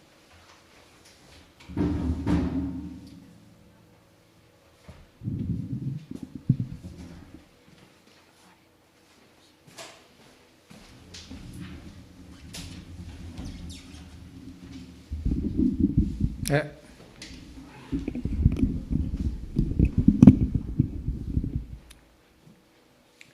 예, 개방형 챗봇 마켓플레이스를 위한 정보 모델의 발전 방향에 대해서 말씀드리겠습니다. 저희가 기본적으로 그 생활하는 환경이 많이 바뀐 것 같습니다. 챗봇 기반으로 우리가 말로 뭔가를 얘기하고 그리고 우리가 보이스로 한 것에 대한 날씨가 어때? 주가는 어때? 오늘 날 일정이 어떻게 되지? 라고 하는 것, 채널 뭘로 바꿔줘? 무슨 영화 보고 싶은데? 이러한 우리의 생활 환경이 바꿔가지고 있고, 이러한 환경을 통해서 우리가 앞으로 어떤 각각 어플리케이션의 인터페이스, 정보 모델을 가지고 가게 될지에 대해서 생각을 한번 해보도록 하겠습니다. 우리가 지금은 이제 보세 시대 이렇게도 얘기를 하고 있죠. 그만큼 많은 우리의 보이스 기반의 어플리케이션들이 많이 만들어지고 있다라고 하는 거죠. 우리가 앱의 시대로 와서 이제는 앞으로 보세 시대로 갑니다. 우리가 지금 현재 어떻게 보면 여러분 갖고 계시는 스마트폰 안에 있는 내 앱의 개수가 얼마나 되지? 그리고 그 앱이 어떤 앱들을 갖고 있지? 사실 기억하기 어려운 상황인 거죠. 그래서 이제는 우리가 생각하듯 우리 말로 하는 보이스의 형태로 이제 이행될 거다라고 보고 있습니다. 근데 이러한 것들이 우리 개인적인 것들뿐만 아니라 앞으로는 그 우리 오거나이제이션, 기업, 조직에서 이제 기본적으로 미션 크리티컬 업무에 사용할 수 있는 그러한 방향으로 간다라고 하는 거고, 그러한 부분들이 많은 변화를 만들어낼 거다라고 보고 있습니다. 기본적으로 한번 사용을 하게 되면 과거에 비해서 그 상당히 좋은 기능을 가지고 있고, 그 우리가 얘기하는 뭐 리텐션 레이쇼, 그 계속 얼마나 사용하고 있느냐라고 하는 거에 그 포션이 늘어가고 있고, 그러한 부분들이 앞으로 이러한 변화를 만들어 갈 거다라고 보고 있습니다. RPA다라고 하는 것, 우리가 요즘 그 얘기를 많이 하고 있는 것도 어플리케이션 앱의 형태로 되어 있는 것도 있지만 보세 형태로도 많은 부분들이 이행되고 있고, 이러한 부분들이 이제 기업 비즈니스에 적용이 되고 확산되어 가고 있다, 이렇게 얘기를 볼 수 있을 것 같습니다. 그래서 앞으로 그 확산되어 갈 수 있는 유스 케이스에 대한 부분들을 보게 되면, 첫 번째 보게 되면 비상 이머전시 케이스에 대해서도 바로 답을 할 수 있고, 우리가 컴플레인이나 문제에 대해서 이걸 해결하는 것이 앞으로는 우리 챗봇 기반으로 가장 많이 확산될 수 있는 케이스로 보고 있습니다. 상대적으로 보면 우리 소위 명품, 익스펜시브 아이템 이런 것들을 사는 데에 있어서의 그 챗봇의 활용도는 상대적으로는 좀 더 낮을 거다라고 보고 있어요. 그만큼 얼마나 많은 사람들이 어떤 크리티컬한 부분에 사용을 하느냐라고 하는 거에서 그 환경, 사용할 수 있는 환경이 바뀐다라고 볼 수 있을 것 같습니다. 트렌드를 보면 첫 번째로는 the human alike, 우리 사람의 그 원하는 내용들을 인텐션, 이러한 부분들을 얼마나 잘 이해할 수 있느냐라고 하는 거가 첫 번째가 됐고, 두 번째는 이제 센티멘트에 대한 내용이 되겠죠. 우리가 기본적으로 시나리오 기반으로 이제 그 대응하는 거가 아니라 이 사람이 얼마나 지금 어떠한 감정 상태에서 어떠한 것들을 요구하느냐에 따라서 사실 그 답은 달라져야 되고, 그러한 부분들이 어떻게 잘 운영될 수 있을 것이냐라고 하는 거죠. 세 번째는 우리 이 옴니 채널 우리 인터페이스에 대한 부분들을 지원해 주는 것, 그 다음에 점차적으로 이제 보이스봇이 메인스트림으로 바꿔질 거다라고 하는 거로 보고 있습니다. 그다음 CX, 우리가 CX다라고 하는 것, 지금 발전하는 방향을 보면 과거에는 우리가 키보드 형태로 우리가 컴퓨터 인터페이스를 가지고 왔다라고 하면, 그 다음에는 우리가 그래픽, GUI, 마우스를 해왔죠. 지금은 이제 보이스 액티베이트 되는 환경으로 갈 거고, 그 이후에는 또 어떤 변화가 있을까요? 앞으로는 뭔가 우리 그 휴먼 얼라이크, 사람을 더 이해할 수 있는 멀티모달 형태로 계속적으로 발전을 해 나갈 거다라고 보고 있고, 지금은 우리가 이 CX가 챗봇 기반의 형태로 발전해 나가고 있다라고 보고 있습니다. 이러한 그 변화에 대한 과정들을 가지고 있다라고 볼 수 있죠. 이러한 부분들이 이제 그 많은 그 글로벌 벤더, 우리 국내 기업들이 개발할 수 있는 환경들을 지원을 해주고 있고, 이것들이 아마존의 스킬, 삼성의 믹스비, 구글 액션, 이러한 형태로 구글 어시스턴트 프로그램이 하나의 익스텐션 프로그램으로 액션이다라고 하는 마켓플레이스를 지원을 해주고, 거기에 우리가 보이스 액티베이트 된 이러한 어플리케이션들이 마켓플레이스에서 우리가 우리 앱스토어에서 앱을 다운받듯이 우리 봇을 중심으로 한 마켓플레이스에서 우리가 개발 환경을 받고 어플리케이션을 만들고, 그것들이 마켓플레이스에서 우리가 다운받아서 사용할 수 있는 그런 환경으로 계속적으로 확대를 해 나가고 있습니다. 굉장히 많은 고민들을 하고 있죠. 스킬, 캡슐, 액션에 대한 부분들을 보면 대부분 같은 형태를 가지고 있어요. 자신들의 이제 마켓플레이스에 많은 그 봇을 기반으로 하는 어플리케이션들이 올라가도록끔 고민들을 하고 있고, 그거를 위해서 많은 라이브러리들 이런 것들을 지원하고 있는 거죠. 그럼 돌아보면 우리가 2016년, 7년 뭐 이때부터 우리가 챗봇에 대한 것들을 시작하면서 2018년 구글 I/O 컨퍼런스에서 그 순다 피차이가 그 했던 것들 기억하시는 분들 있을 거예요, 그죠? 그때 우리 그 미용실에 예약을 하면서 그때 뭐 하고 우리 그 대화를 하면서 그 어떤 그런 뉘앙스에 대한 부분들을 이제 인식하는 것들을 우리가 할 수 있습니다라고 하는 거를 우리가 2018년에 그때에 대한 내용들을 봤고, 그 이후에도 이제 계속적으로 많은 라이브러리와 툴 이러한 부분들이 제공이 되어지고 있고, 이제 그걸 중심으로 해서 이제 마켓플레이스를 중심으로 해서 발전을 하고 있다라고 하는 말씀을 드릴 수 있을 것 같습니다.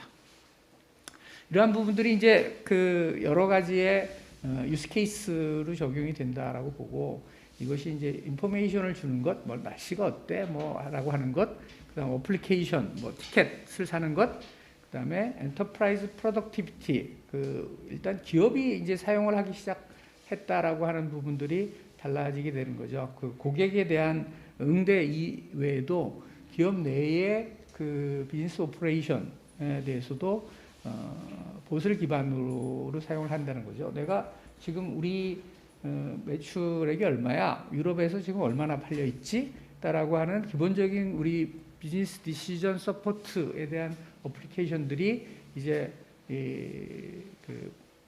봇으로 이네이블 돼서 진행할 수 있는 그런 형태로 바뀌어져 가고 있다.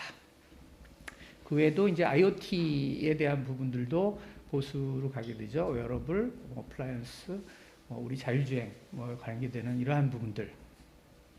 이렇게 되게 되면 이제 많은 그 어플리케이션들이 그 보이스 액티베이티드 챗봇 이네이블링 되게 되고, 그러하면 뭐 그렇게 되면 A 부서, B 부서, C 부서의 각각의 조직들이 이러한 어플리케이션들을 가지게 되는 거죠. 나는 카카오로 이네이블하고, 나는 뭐 페이스북의 메신저 플랫폼을 가지고 이네이블 하게 되고, 라고 하는 여러 가지 플랫폼이 생기면 당장은 어떠한 솔루션을 임플리멘트하는 것들은 가능하지만, 이러한 부분들을 전체적으로 기업 관점에서 통합해서 솔루션을 제공하기에는 이제 어려운 현실로 가지고 가게 됩니다. 그래서 두 가지 이제 이슈가 나오는 거죠. 하나는 원스톱 서비스다라고 하는 것을 제공하겠다. 뭐 우리 정부기관도 마찬가지예요. 행안부에서 지원하고 있는 것들, 또는 뭐 우리 병무청에서 하는 것들, 뭐 과기부에서 하는 것들, 다양한 우리 챗봇 인터페이스들이 지원되고 있고, 뭐 카카오를 기반으로 하기도 하고, 또 우리 국내의 솔루션 벤더의 솔루션을 이용하기도 하고, 라고 하게 되면 내가 서비스를 시작을 해서 이게 보니까 이건 병무청에서 해야 될 일이야, 이거는 우리 국세청에서 해야 될 일이네, 라고 하게 되면 각각의 서비스를 어디에다가 내가 해야 될 건지를 미리 알고 거기에 들어가서 하게 되면 국세청의 서비스를 받을 수 있고 병무청의 서비스를 받을 수 있지만, 내가 이것이 어떤 그 주간 부서에서 하는지를 모르고 시작을 하게 되면 받기 어려운 일이 벌어지는 거죠. 소위 우리가 얘기하는 뭐 민원24나 뭐 국민비서 뭐 이러한 형태의 원스톱 서비스다라고 하는 걸 만들려고 하면 결국 어딘가가 받아서 내가 병무청에서 필요한 서비스를 가져오고, 국세청에서 필요한 서비스를 받아오고, 관세청에서 필요한 서비스를 받아와서 하나의 서비스에 대한 대응을 해야 되는데, 그렇게 하려고 하면 하나의 챗봇으로 만들지 않으면 안 되는 거가 된다라고 하는 거죠. 메신저 플랫폼도 마찬가지예요. 내가 카카오를 기반으로 해서 서비스를 하는 것들을 만드는 거가 뭐 우리 기본적으로 챗봇이 인텐트와 엔티티다라고 하는 걸 가지고 우리가 물어본 거에 대한 분석을 해서 어떤 답을 해줘야 돼라고 하는 거를 DB 기반으로 하거나 또는 뭐 콘텐츠 기반으로 한다고 하더라도 이러한 부분들을 언제 어떻게 딜리버리 할 거냐라고 하는 것들이 이제 정해져야 되고, 그러한 부분들이 다 나눠지게 되면 한 기업에서도 필요에 따라서 만들어진 것들을 어떻게 다시 인테그레이션 할 거냐, 뭐 이런 이제 고민들이 만들어지고 그걸 위해서는 소위 우리가 얘기하는 이제 표준화, 뭐 어떻게 하면 이걸 뭐 통일화해서 갈 거냐라고 하는 고민들이 만들어질 거고 이러한 고민을 위한 방향으로 우리의 정보 모델은 발전하게 될 거다 이렇게 보고 있습니다. 그래서 결국은 우리가 얘기하는 기본적인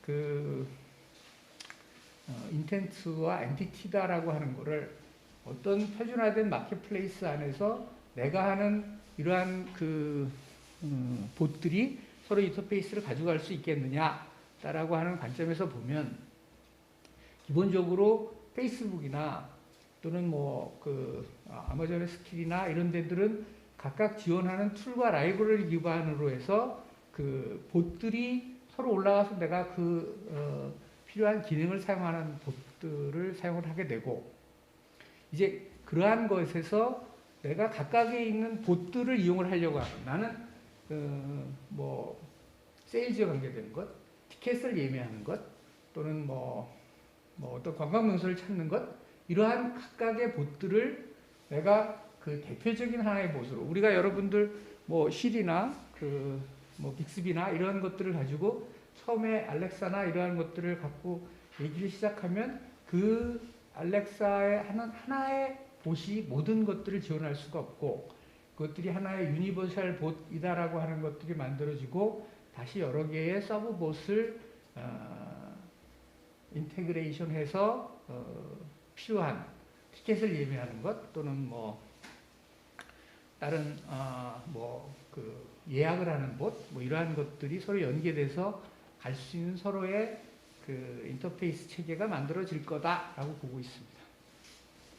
그러한 부분들이 이제 한 마켓플레이스에서 가려고 하면 내가 유니버셜 봇과 서브 봇이 하나의 어떤 마켓플레이스에서 제공되어지는 툴과 라이브러리를 기반으로 해서 그 플랫폼에서 지원되어 지는 부분이 만들어질 거고 그러한 부분들이 페이스북이나 카카오에서 기본적으로 자신들이 제공하는 것 이상으로 그 각각의 표준 체계라고 하는 것들이 만들어지는 것들이 되게 되면 그것을 이제 3단계의 발전 단계를 보고 그러한 부분에서 다른 여러 가지 이제 그 봇 마켓플레이스들에서 내가 다른 마켓플레이스에 있는 그 서브 봇을 이제 그 인테그레이션을 할 수 있는 그러한 체계가 필요하고 그렇게 되면 전체가 이제 하나의 원봇 마켓플레이스다라고 하는 걸 만들고 자신들이 갖고 있는 특성화된 부가적인 서비스 플러스 표준화된 서비스를 가지고 전체의 마켓플레이스가 만들어질 거다. 또 그러한 방향으로 발전되어져야 지금처럼 모든 어플리케이션을 하나하나 따로따로 만들어서 수행해 나가는 것이 아니고 각각 전문화된 체계로서 만들어 발전되어질 수 있을 거다라고 보고 있습니다. 그래서 결론적으로 보면 이제 기업이 그러한 원스톱 서비스와 그 커스터머 익스피리언스에 관계된 부분들이 통합돼서 하나의 오퍼레이션을 하는 부분들로 만들어질 거다라고 하는 걸로 보고 있고 이러한 부분들이 그 메시징 플랫폼 위에서 하나의 봇 서비스들이 인테그레이션 돼서 가는 형태로 발전되어 갈 것이고 그거는 이제 마스터라고 볼 수 있는 유니버셜 봇과 그 각각의 어떤 기능들을 갖고 있는 서브 봇들이 인테그레이션 되는 그런 환경, 그런 아키텍처를 가지고 발전을 할 것이고 그러한 마켓플레이스에서는 이제 표준화된 서비스를 제공해 준 원봇 마켓플레이스로 발전을 할 것이다 라고 보고 있습니다. 그래서 기업은 앞으로 그 산업에 맞는 그러한 부분을 위한 뭐 인텐트 엔티티를 기반으로 한 새로운 봇 스트럭처를 기반으로 해서 정보 교환이다라고 하는 모델이 발전될 거로 보고 있습니다. 제가 말씀드릴 내용은 여기까지 드리도록 하겠습니다. 네, 감사합니다. 고맙습니다. 교수님 발표 잘 들었습니다. 혹시 뭐 질문 있으시면 질문 부탁드리겠습니다. 제가 좀 궁금한 게 많이 있는데, 궁금한 게 사실 이게 지금 그러면 이 챗봇이라는 어떻게 보면 앱스토어 같은 거를 새로 만들자라는 개념이신 거죠? 봇용 마켓플레이스가 이미 만들어져 있고요. 아. 본 마켓플레이스가 이제 각각의 그 기반으로 돼 있고 그러한 부분들 안에서 갖고 있는 봇들이 서로 어떻게 이제 인터페이스를 가지고 가서 사용할 수 있을 거냐라고 하는 측면의 발전 모델을 말씀드린 겁니다. 그럼 똑같은 예를 들어서 티맵 같은 어플이 있으면 그게 본용 어플이 있고 스마트폰 어플이 따로 이렇게 존재하는 구조인 겁니까? 그러니까 뭐 티맵 같은 카카오맵 같은 앱이 있으면 그게 챗봇 기반으로 하는 어플과 아니면 실제 그러니까 챗봇 기반으로 하는 앱이 내가 예약을 하는 네, 앱과 뭐 티켓을 구매하는 앱이 있다라고 하면 네. 이 각각의 기능들을 사용할 수 있는 그 유니버셜한 아. 기능이 다른 봇들을 불러서 쓸 수 있는 그러한 구조로 가져갈 거다라는 네, 거죠. 알겠습니다. 그럼 애플은 안 하고 있나요 현재? 보니까 아마존이랑 구글만 있고 애플은 앱이 애플이 갖고 있는 그 봇 마켓플레이스는 없습니다. 없고요. 네. 네, 알겠습니다.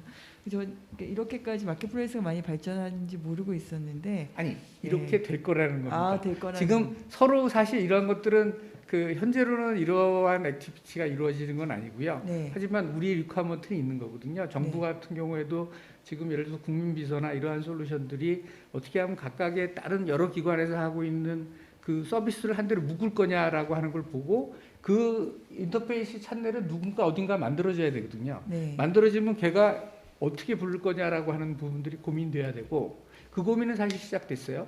그리고 그렇다고 보면 기업도 똑같은 그러한 모델이 필요하게 되는 거고 그걸 위해서 이제 시장은 만들어질 거다라고 보는 거죠.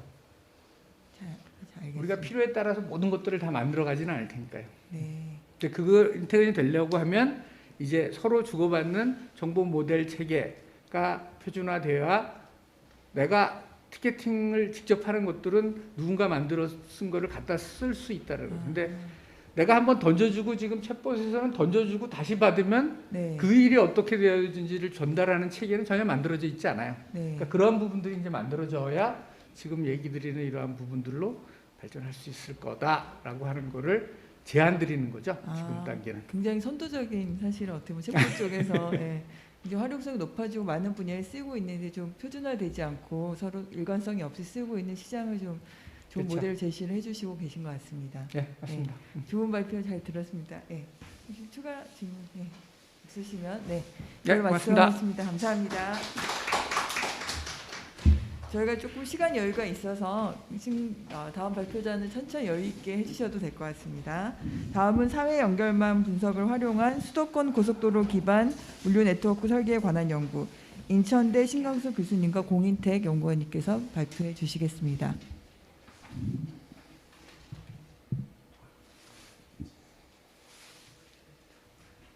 저기 이 파일이 깨져서 그런데 제가 파일을 갖고 왔는데 그걸 좀 교체 좀 해볼까요?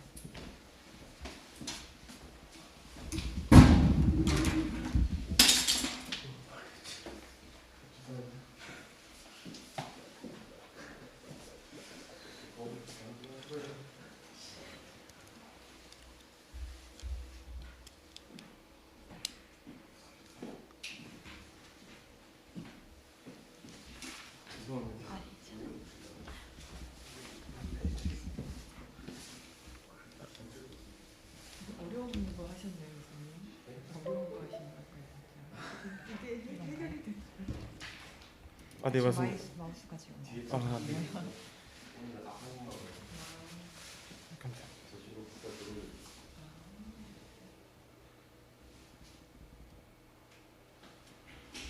아, 네, 안녕하십니까.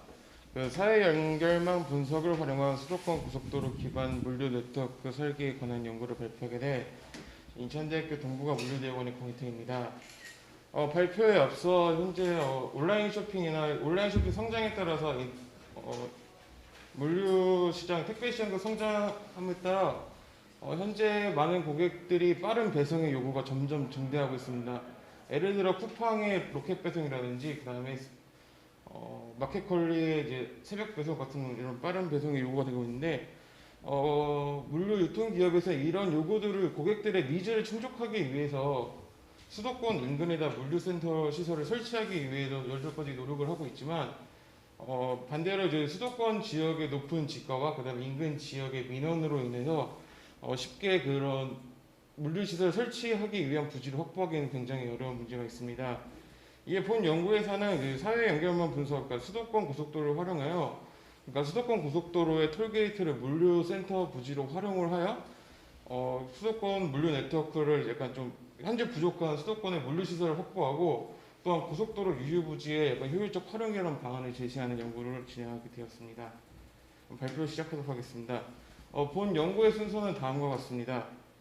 먼저 서론입니다. 연구 배경, 먼저 아까 앞서서 말씀드렸던 것 같이 온라인 쇼핑과 물류 시장의 성장에 따라 현재 많은 국내 온라인 쇼핑 시장은 전년 2019년도에 17.6% 증가했고, 또한 온라인 시장 성장에 따라서 국내 택배 시장도 함께 성장하고 있습니다. 그래서 이에 따라 온라인 쇼핑 성장과 택배 시장 성장으로서 택배 물동량 증가량 급속도로 증가하고 있으며 물류 배송 효율과 더 빠른 배송의 다양한 요구가 증대되고 있습니다. 물류 유통 기업 등 소비자들의 다양한 요구를 충족하기 위해서 소비지와 가까운 도심 인근 지역의 시설 또는 수도권 내부의 물류 시설을 확보하기 노력하고 있으나 현재 그게 쉽지 않은 상태입니다. 앞서 말씀드렸던 것 같이 도심 내 물류 시설 확보는 어려움과 운영 부담이 증가가 되고 있는데요. 현재 국내 택배 물동량의 약 70%가 수도권에 집중되어 있습니다. 이에 물류 유통기업들은 서비스 시간 감소, 배송거리 단축 등을 위해 수도권 인근에 물류센터를 설치하고 확보하고자 하고 있지만 현재 물류시설을 혐오시설로 보고 있는 주민들의 민원, 적정 부지의 부족, 높은 지가 등 다양한 요인으로 인해서 수도권 지역의 물류시설을 확보하기는 쉽지 않습니다. 그래서 현재 많은 물류기업이나 유통기업에서는 수도권 내 물류시설을 확보하기 위해서 도심형 이동형 모바일 물류센터, 그다음에 도심 내 공동 물류센터, 소규모 풀필먼트 센터는 다양한 방안이 고려되고 있지만 실질적으로 큰 물동량을 처리하기 위한 물류센터를 설치하기 위한 부지 확보라는 측면에서는 어려움을 겪고 있습니다. 다음은 최근에 국토부에서 발표한 제1차 국가도로 종합계획에서 보면 이 트랜스로드 7대 비전을 통해 기존 고속도로의 AI, 자율주행, 공간가치 창출 다양한 전략의 목표를 제시하였습니다. 그중 스마트 톨링 시스템은 기존 고속도로 톨게이트에 고속도로 이용료, 정차를 한 다음에 고속도로 이용료 결제하는 대신에 차량 번호판을 인식해서 자동으로 통행료를 결제하는 방식입니다. 아래쪽 그림을 보시면 기존 요금소에서는 이제 병목 현상을 없애기 위해서 약간 요금소 톨게이트 부지에 약간 공간을 만들어놨는데 이제는 스마트 톨링 시스템이 도입되면 차량이 정차할 필요가 없기 때문에 양 옆에 이제 유휴 부지가 발생하게 됩니다. 그래서 이 유휴 부지에 대한 효과적인 활용이 요구되고 있는 상황입니다. 본 연구의 목적입니다. 본 연구는 이제 수도권의 물류시설 확보 방안 및 고속도로 유휴부지 활용 방안이라는 두 가지 측면에서 향후 발생하는 수도권 제1순환 고속도로, 그러니까 옛날에는 서울 외곽순환 고속도로라고 했었죠. 네, 그 고속도로 요금소의 유휴부지를 물류센터로 활용하여 수도권 내 부족한 물류시설 확보, 고속도로의 공간의 효율적 활용 방안을 제시하고자 합니다. 문화 연구입니다. 앞서 말씀드렸던 것 같이 물류시설의 입지 결정 관련 연구는 많은 연구가 진행되어 왔습니다. 특히 AH 방법론을 활용해서 다기준 결정 분석 방법이 계층화 분석, AHP 방법론과 그다음에 최적화 방법론 또는 휴리스틱 방법론 등 다양한 방법론이 연구되었습니다. 또한 이 사회 연결망 분석을 통해서 입지 결정 문제가 진행이 되었지만 실제 단순 물동량 이동에 따른 후보지들의 중심성만 고려했기 때문에 또한 이후의 활용 방안이 미흡했습니다. 그래서 이 본 연구에서는 다양한 네트워크 구조 사회 연결망 분석을 진행을 하는데 특히 그런 기존 네트워크에서 물동량만 분석했다면 현재 저희 네트워크에서는 물류에서 중요한 거리 개념과 시간 개념을 활용하여 네트워크를 분석하여 진행하겠습니다. 다음은 참고 문헌들입니다. 넘어가도록 하겠습니다. 네, 본 연구의 문제의 정의 및 범위에 대해 말씀드리도록 하겠습니다. 앞서 말씀드린 것 같이 본 연구는 수도권 제1순환고속도로 내에 있는 요금소에 향후 스마트 톨링 시스템 도입으로 유효부지가 발생할 것을 가정하고 이 유효부지를 물류센터로 활용함으로써 수도권 물류시설 확보, 고속도로 유휴 공간의 효율적 활용이라는 목적을 갖고 있습니다. 이에 이제 수도권 제1순환고속도로 내에 있는 요금소 중 수도권 물류 서비스 높일 수 있는 물류 시설의 위치 결정을 연구하고자 합니다. 일반적으로 물류 배송은 이제 납품업체, 집화점, 발송터미널, 도착터미널, 배송점, 수화인으로 진행되는 형태이나 본 연구의 범위는 집화점, 발송터미널, 도착터미널, 배송 프로세스상에서 발송터미널과 도착터미널의 위치 결정입니다.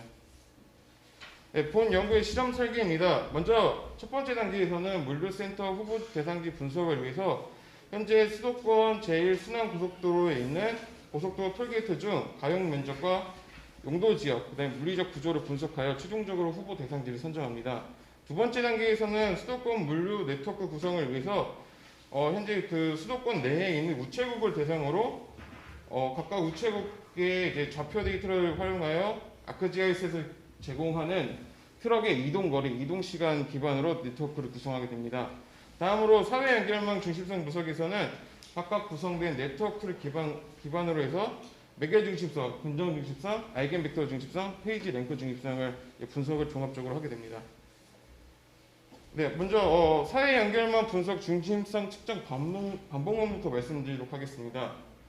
사회 연결망 분석 중심성 측정 방법이 여러 가지가 있는데 저는 이 중에서 4가지를 선정하여 분석을 진행하였습니다.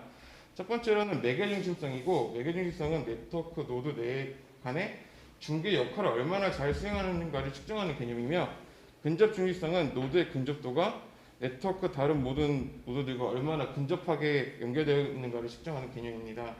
또한 아이겐 벡터 중심성은 특정 노드의 고유 중심성뿐만 아니라 해당 노드와 연결된 다른 노드들 중심성 값을 가중치로 반영하여 중심성을 측정하는 개념이며, 페이지 랭크는 구글 검색에 사용하는 알고리즘 네트워크에서 내에서 노드 영향력을 전달할 랭킹을 계산하는 개념입니다. 다음은 이제 사회 연결망 실험 및 결과 분석에 대해서 말씀드리도록 하겠습니다. 먼저 후보 대상지 선정입니다. 현재 그 수도권 제1순환고속도로에는 총 8개의 고속도로 요금소가 있습니다. 근데 이 중에서 우리나라 국도계획법상 물류시설 설치, 물류창고가 설치될 수 있는 그런 법에 규정이 되어 있는데, 이제 용도지역별 중 창고시설 설치가 불가능한 지역은 전용 주거지역, 일반 상업지역, 그다음에 유통상업지역, 그리고 보전 녹지지역이 있는데, 대상지 중에는 용도지역의 제한사항이 포함되는 지역은 없습니다. 또한 현재 수도권에 위치하는 물류창고는 약 629개 업체가 있는데, 이들 평균 면적이 약 9,633제곱미터입니다. 각 요금소의 용적률을 고려하면 충분히 물류시설로 활용이 가능할 것으로 보입니다. 하지만 이제 IC 접근성, 물류 부지로서의 활용, 타 후보지와 연계된 물리 구조를 분석한 결과 통일로 요금소를 제외한 나머지 7개 요금소는 물류시설로 활용이 가능할 것으로 봅니다.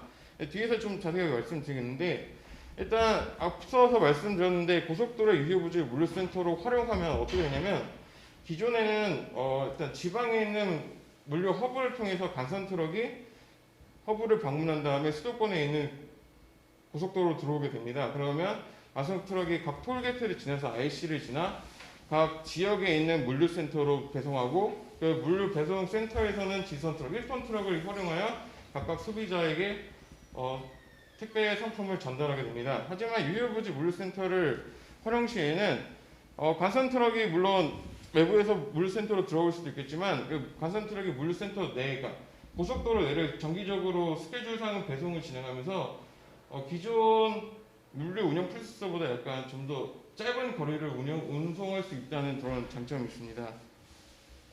다음은 아까 말씀드린 후보지별 물리적 구조 분석인데, 빨간색으로 표시된 부분은 이제 유효부지로 활용 가능한 부지이고, 그 다음에 노란색 점선으로 표시된 부분은 간선 차량의 이동 동선입니다.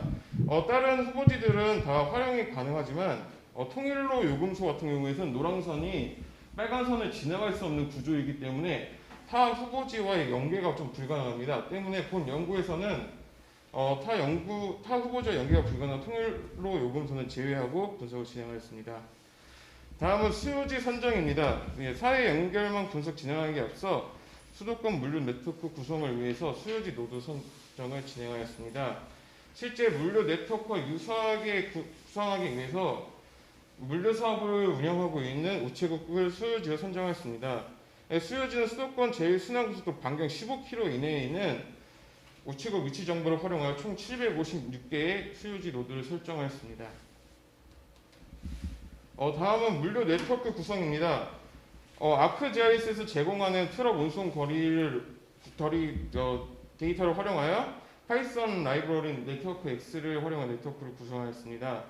각각 거리 기반 네트워크는 수요지에서 거리와 거리에서 수요지 기반의 네트워크를 따로따로 방향성이 일단 구분이 되기 때문에 따로따로 구분해서 네트워크를 설정하였고요.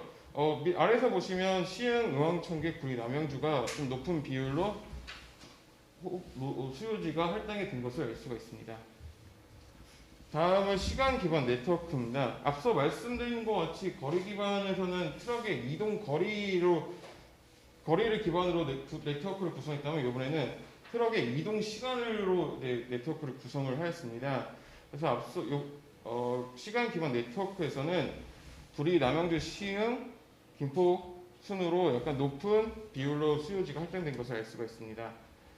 다음은 사회 연결망 실험 결과 분석 결과입니다. 거리 기반 네트워크에서 사회 연결망 중에서 분석 결과 근접 중립성, 매개중 중립성, 페이지 랭크, 아이겐벡터 중립성이 대부분 시흥 요금수가 가장 높은 요금수로 나타났습니다. 또한 시간 기반 네트워크 사회 연결망 중립성 분석에서는 근접 중립성만 제외하고는 매개 중립성, 페이지 랭크, 아이겐벡터 중립성이 다 구리, 남양주 요금수가 좀 높게 나온 것을 알 수가 있습니다. 종합적인 분석 결과입니다. 후보지별 사회 연결망 중심성 종합 평가 결과 거리 기반 네트워크에서는 시흥, 의왕, 청계, 성남 그리고 김포 요금수 순으로 나타났으며 시간 기반 네트워크에서 시흥, 구리, 남양주, 의왕, 청계 요금수 순으로 높은 중심성을 가지고 있는 것을 분석되었습니다. 앞서 네트워크 구조에서 높은 비율로 수요지가 할당된 시흥 요금소가 당연히 종합순에서 가장 높은 후보지로 분석이 되었지만 하지만 기존에 앞에서 보시면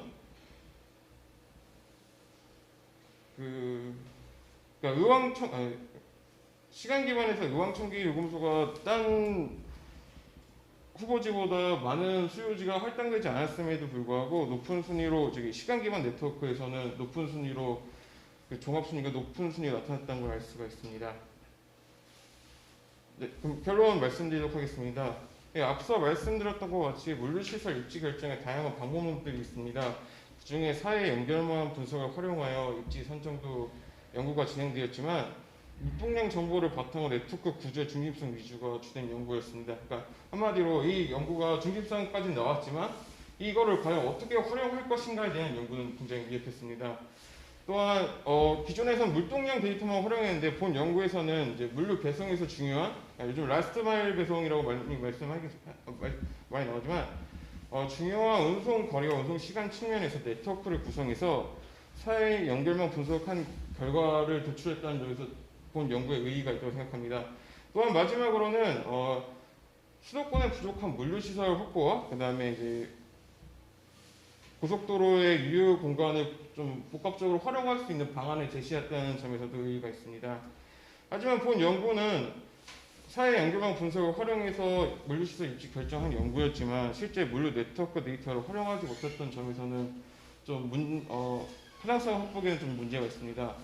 또한 네트워크를 구성함에 있어 사실 제가 트럭의 이동 거리와 이동 시간을 활용했지만 그 안에서 더 중요한 것은 고속도로의 교통량이 더 중요할 수도 있을 거라고 생각됩니다. 때문에 향후 네트워크를 구성하기에 앞서 교통량 데이터를 확보해서 분석을 진행할 필요가 있을 거라 생각됩니다.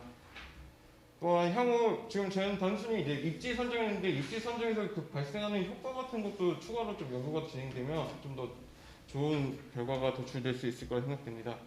이상으로 발표를 마치도록 하겠습니다. 네, 발표 잘 들었습니다. 혹시 뭐 질문 있으신가요? 네. 저희 좀 발표 잘 재밌게 잘 들었습니다. 네. 궁금한 게 이제 캐퍼를 고려하면 네. 어떻게 보면 이제 거리라든지 네네. 그런 거보다 거리도 뭐 생각할 수 있지만은 캐퍼시티가 얼마나 되느냐에 따라서 네네네. 그래서 예를 들어서 아까 우체국을 갖다가 할당을 하시는데 네네. 예를 들어 우체국을 뭐 100개까지만 할당을 하고 네네. 100개 넘으면 다른 데 할당을 한다든지 네네. 그렇게 좀 바뀔 수도 있을 것 같은 생각이 드는데요. 네네. 네, 그런 거에 대해서 혹시 되게 좋은 아이디어를 주신 것 같습니다. 사실 거기까지 생각을, 그러니까 사실 물류센터의 캐파에 대한 고민이 가장 컸거든요. 왜냐하면 실제 물류센터를 설계할 때 그 캐파가, 그러니까 물류센터 캐파가 굉장히 어쩌면 그런 이 네트워크 구성 자체에서 굉장히 중요한 요인으로 작용할 수가 있는데, 본 연구에서는 사실 그런 캐파까지는 고려를 못했는데, 아마 그 말씀해주신 그 부분도 고려해서 본 논문 좀 더 디벨롭 하도록 하겠습니다. 네, 그것도 좀 좋은 방법인 것 같습니다. 아니 유휴 공간에 대한 원래 이 연구 과제 같은 게 있으셨던 건가요? 활용에 대해서? 한 3년, 4년 전에 그냥 누구랑 얘기를 하다가 그다음에 시흥에 하늘 휴게소가 있었어요. 네. 고속도로 위에 이제 휴게소가 있는 구조인데 그걸 보면서 이거를 물류 네트워크의 기지로 쓰면 어떨까라는 얘기를 하다가 한번 해보자. 외곽순환도로 있으니까 여기에다가 버스 돌리듯이 라우팅 돌리고 거기에 물건 실어서 계속 보내면 우리가 덕평이라든지 아니면 옥천까지 내려갈 필요가 없지 않느냐라는 그 아이디어에서 출발을 했고요. 최근에 한국도로공사가 이제 고속도로 내 유휴부지를 물류센터로 전환을 하는 사업을 진행을 하고 있고 속의 타당성 분석 과제를 저희 대학에서 그때 이제 아이디어가 좀 더 디벨롭됐고요. 요거는 그 중에서도 지금은 고속도로 휴게소나 이런 것들이 나오는 데서 하는데 얘는 수도권에서 발생하는 모디가 모두 수도권인 물류 네트워크를 운영하기 위한 대안으로 저희가 제시를 하려고 하는 거죠. 그 입지를 다 쓰면 되는 거 아닌가요? 선정을 꼭 몇 개를 추려야 되는 상황인가요? 지금은 7개 중에 이제 예. 파레토 분석을 해서 2-3개 정도를 가지고 시뮬레이션을 하면 한두 개 정도로도 이제 충분히 가능해 줍니다. 한두 개로도 충분히 커버 가능할 정도로 이렇게 공간이 큰가요?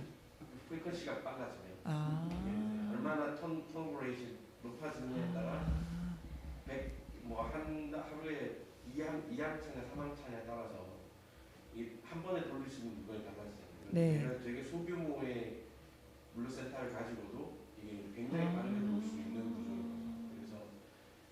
그래서 그냥 지금은 하루에 1일 1배차. 네. 1일 2배차, 3배차까지 늘리면 굉장히 빨라집니다. 처리 물건량이 늘어가지고 수도권 내에서 발생하는 택배 물동량이 어마무시하거든요. 네. 그래서 내가 용산에서 물건을 주문했는데 5천 들었다고 얘기하고 있잖아요. 네. 그런 게 없어지죠. 하루 안에 오는 그건 안 되겠죠. 사실 유통에서는 1일 배송과 2일 배송 막 다 가능하지만 일반적인 택배에서는 플러스 1에서 플러스 2까지 걸리는 경우가 많습니다. 근데 저희 모델 같은 경우에는 택배에서도 이제 당일 배송까지는 어렵지만 거의 바로 배송 가까이 더 짧은 시간에 배송할 수 있는 그런 모델이 오늘 있습니다. 아침에 주문하면 내가 집까지 볼 수 있거든요. 그 수도권 내에서 지금 일어나는 주문에 대해서만 하시네. 수도권 내에 예. 오디피아가 수도권에 있는 그것도 질문드려요. 빈도수가 잦아지면 교통이 엄청 막히거든요. 그렇지 않나요? 외곽 수도도 타보시면 요즘 잘 안 막혀요. 그래요? 정말 외곽 많이 안 막혀? 이제 많이 요즘에 제2 외곽 수도도 생겼고 특정 구역만 막힙니다. 아래쪽 강남이랑 예. 저쪽 남양주 가는 쪽만 막히고 이쪽 그리고 이제 인천 장수 쪽 막히고 그 외에는 꼼꼼합니다. 그래요? 그럼 굉장히 좋겠네요. 수원도 커버가 되는 건가요? 수원까지요? 의왕청계. 아이디어도 너무 좋고요. 그 실제로 이런 게 가능하다는 걸 좀 보여주는 굉장히 파급 효과가 큰 연구인 것 같습니다, 교수님. 도로공사에서 아이디어를 사실 좀 부족해요. 아직 넘어야 할 선이 좀 많습니다. 그렇군요. 아까 보니까 향후 연구 과제 보니까 좀 여러 가지 고민을. 말씀해주신 걸 현실화되려면 많은 제약적 부분을. 그 여기 택배 대상 회사는 어디를? 노드 자체는 그냥 우체국 위치 데이터라는 우체국, 거라서 왜냐하면 개별 영업소를 저희가 확보할 수 있거든요. 네. 우체국 위치가 더 영업소 위치다라고 보고 계시는데 우체국을 가지고 대상을 하시고 물동량은 인구 기준으로 하시고 계산을 해서 하고 있으시고요. 이거는 어떤 특정 택배 기업을 위해서 하는 게 아니고 공동 물류센터 개념을 써서요. 합동 배송 아까 그런 택배 지선 택배들이 다 택배 차들이 공동이 아니라 각자 하는. 지금은 이제 각자 움직이죠. 네. 이제 저기 용차 들어간 경우가 더 많고요. 네. 개인 사업자들이 이제 물건을 받아서 움직이는 경우도 많고. 개인 사업자는 그럼 택배에서 여러 개를 받아서 하는 상황인 건가요? 보통 이제 어사인트에서 독점 계약을 하는 분인데 네. 이게 이제 간선 안에서는 공동수 배송을 하고, 버스처럼 돌리면 네. 서로 이제 용량을 쉐어할 수 있으니까 그런 게 가장 넘어야 될 선이긴 하죠. 공동 분류라고 하는 게 과연 가능한가 하는 게 최근에 이제 몇 개 회사들이 공동수 배송을 하려고 하고 있고요. 지방에서는 이미 하고 있습니다. 특정 동네는 그냥 완전히 다 알아서 배송. 도서상점 같은 경우에는 택배 발생량이 얼마 안 되니까 우체국이나 뭐 이런 택배 회사에서 한꺼번에 모아서 한 곳에서 배송하는 경우가 많다고 합니다. 합동 택배 영업소, 시대, 로제 이런 거 다 같이 갚아야 돼요. 한꺼번에 받아서 그냥 다 무슨 같이. 사실 거의 매일 택배 관련된 기사가 거의 매일 나오잖아요. 저희 생활과 정말 가장 밀접한 생활의 질과 가장 밀접한 영향이 있는 게 이거 아닌가라는, 특히 코로나 시대에 굉장히 좀 의미 있는 연구를 하고 계신 것 같습니다. 재미있는 연구 주제 발표해 주셔서 감사합니다. 네, 수고 많으셨습니다. 네, 감사합니다. 네, 오전 세션은 이거를 마치도록 하겠습니다. 오후에도 굉장히 재미있는 주제 발표가 많이 남아 있으니까 오후 세션에서도 많이 뵀으면 좋겠습니다. 감사합니다.